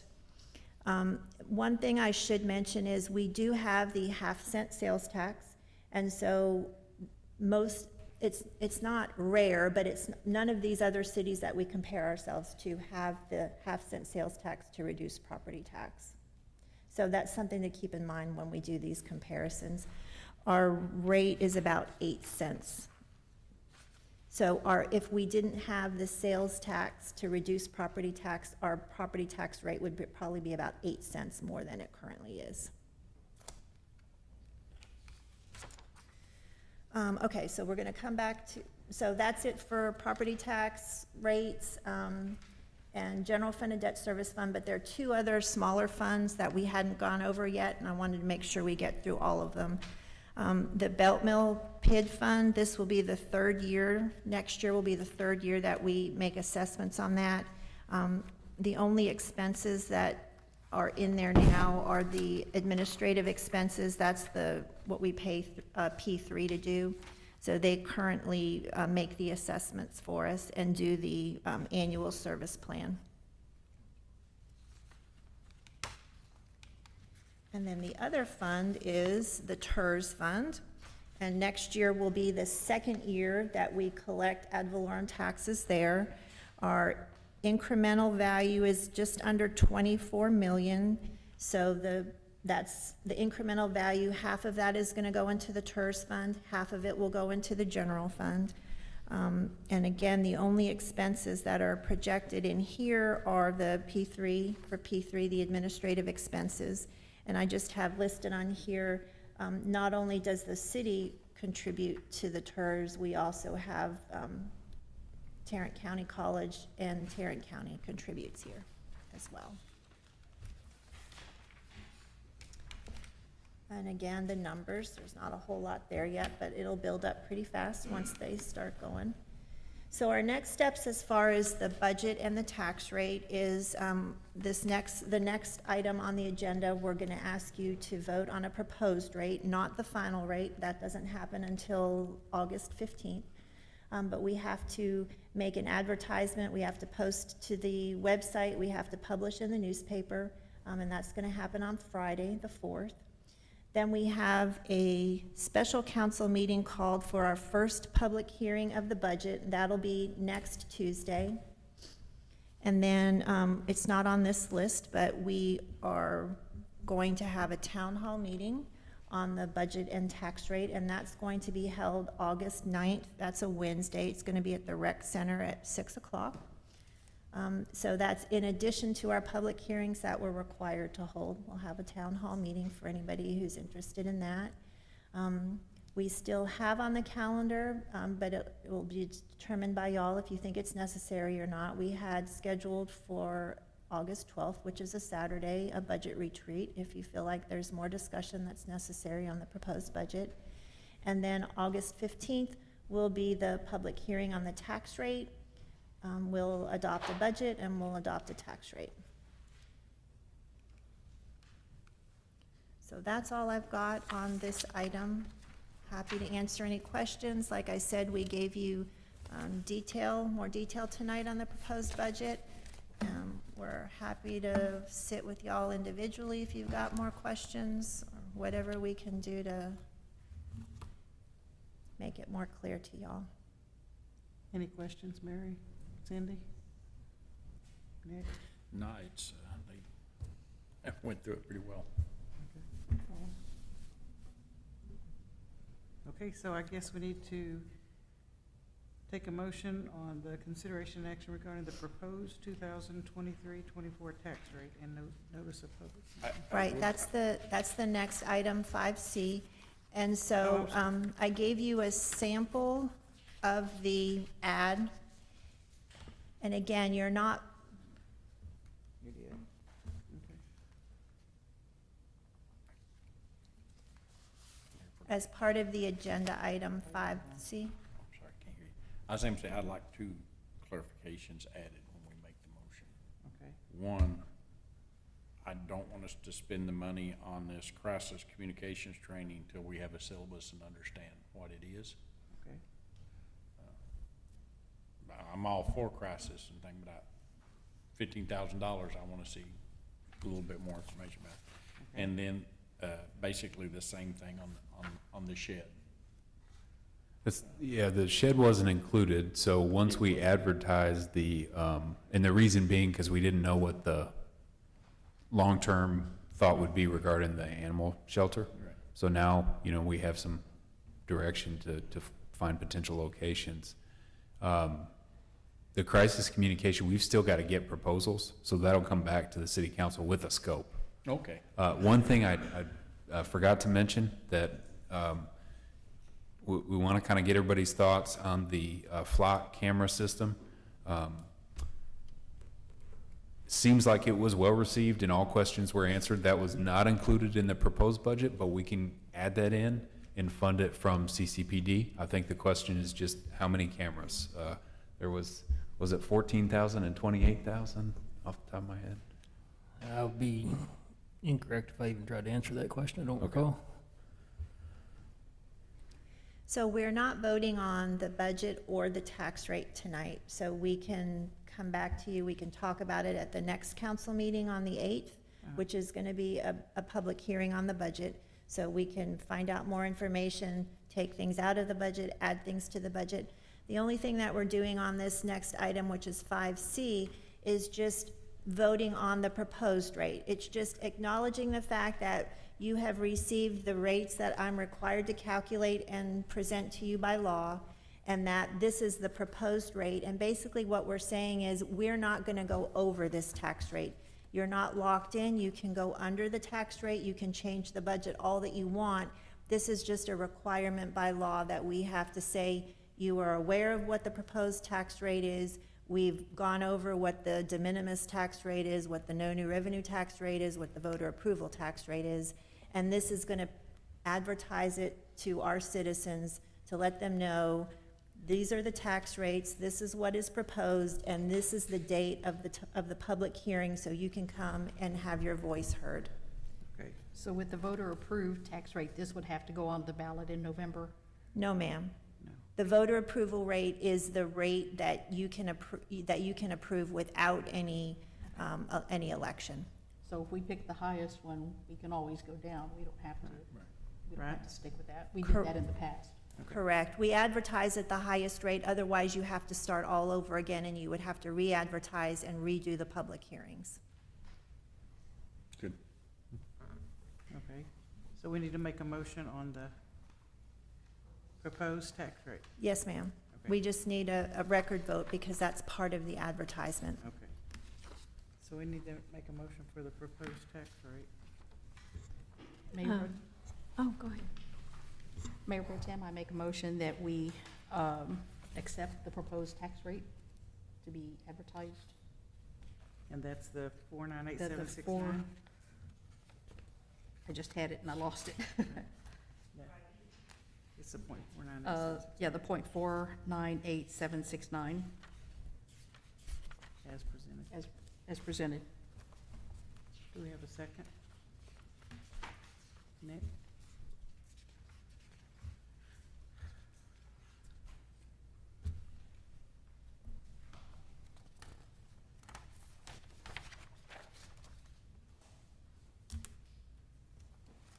That's what you needed?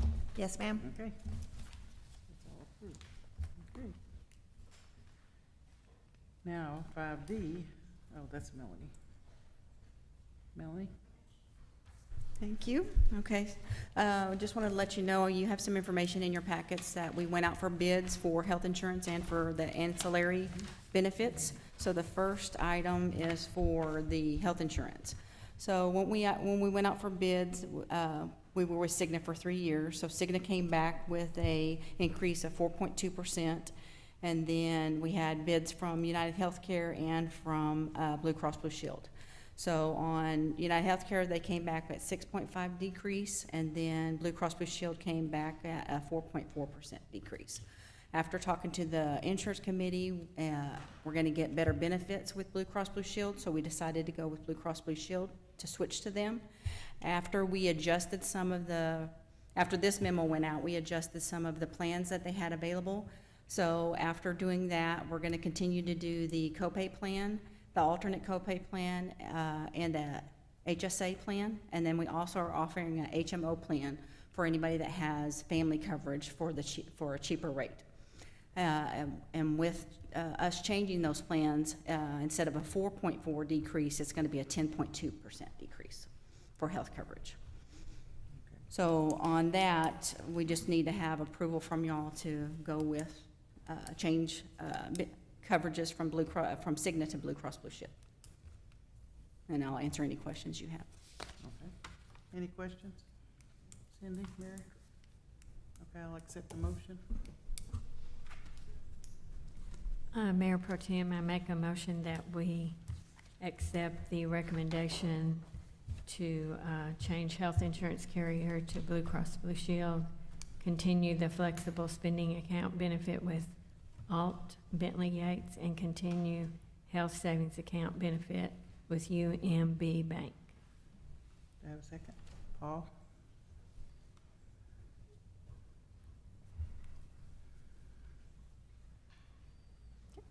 Okay, you Thank got you. it. Okay, so Now- then the next item has to do with the ancillary benefits. So that's the dental, basic life insurance, and then vision coverage and voluntary coverage and long-term disability, which are optional.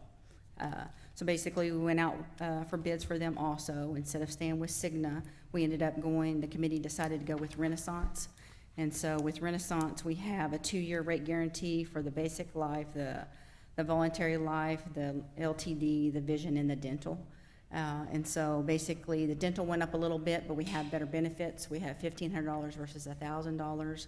On the vision coverage, we get to have glasses or contacts every 12 months versus 24 months. And then on the basic life coverage, it was decreased. So overall, with the dental and the life and the health coverage that the city pays for, we have a decrease of $169,897.55. So just requesting you to approve. You have a question? And who did you say the carrier is for this Renaissance. Renaissance? Because it says Blue Cross Blue Shield here. You should have another memo, I think it On our says- screen. Yeah, our screen didn't change. So it should be on the next item. There's two different I like kick the next Yeah, item. It it says won't. dental, life, and vision. It still says Blue Cross. Yeah, items. I saw it too. Should be It's Renaissance. the same recommendation.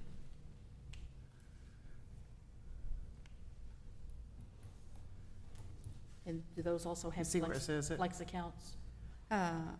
If you want flexible spending, that's on the, you can do like an extra one, and that would be with Upton Lee Yates also. If you wanted to do the one where you have dental and vision coverage only, you have that Because this option. says flex and health savings accounts with this dental vision thing on our on the recommendation.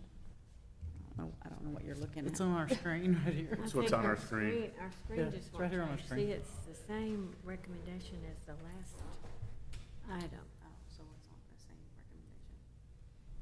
recommendation. Well, but it says dental vision at the top. So, Okay, so. you see Dental life this vision benefits. from the last one? Okay, so So I don't I know guess if it we copied it. push a button down here or something. I don't know. But we'll just go by this. Okay. So do that there. Just say that.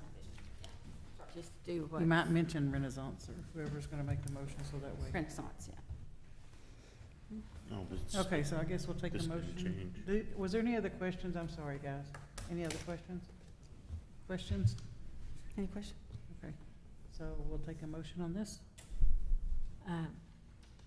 Mayor Pro Tem, I make a motion that we accept the employee ancillary insurance recommendation Which for one? fiscal year 2023-24. A second. Dental, life, and vision benefits. Thank you. I'll second it.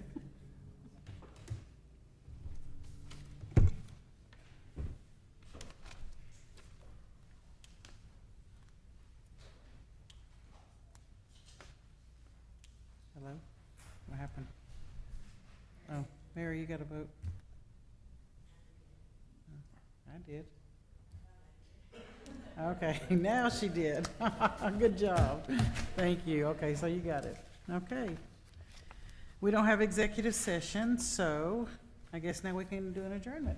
Got a motion? Before we adjourn, I'd like to welcome back Jared. Oh, yeah, welcome back, Jared. Now I'll take a motion to adjourn. I make a motion, we adjourn. I don't care, somebody do it. Okay, good job. And I'll agree. Okay. Thank you all very much. We appreciate you.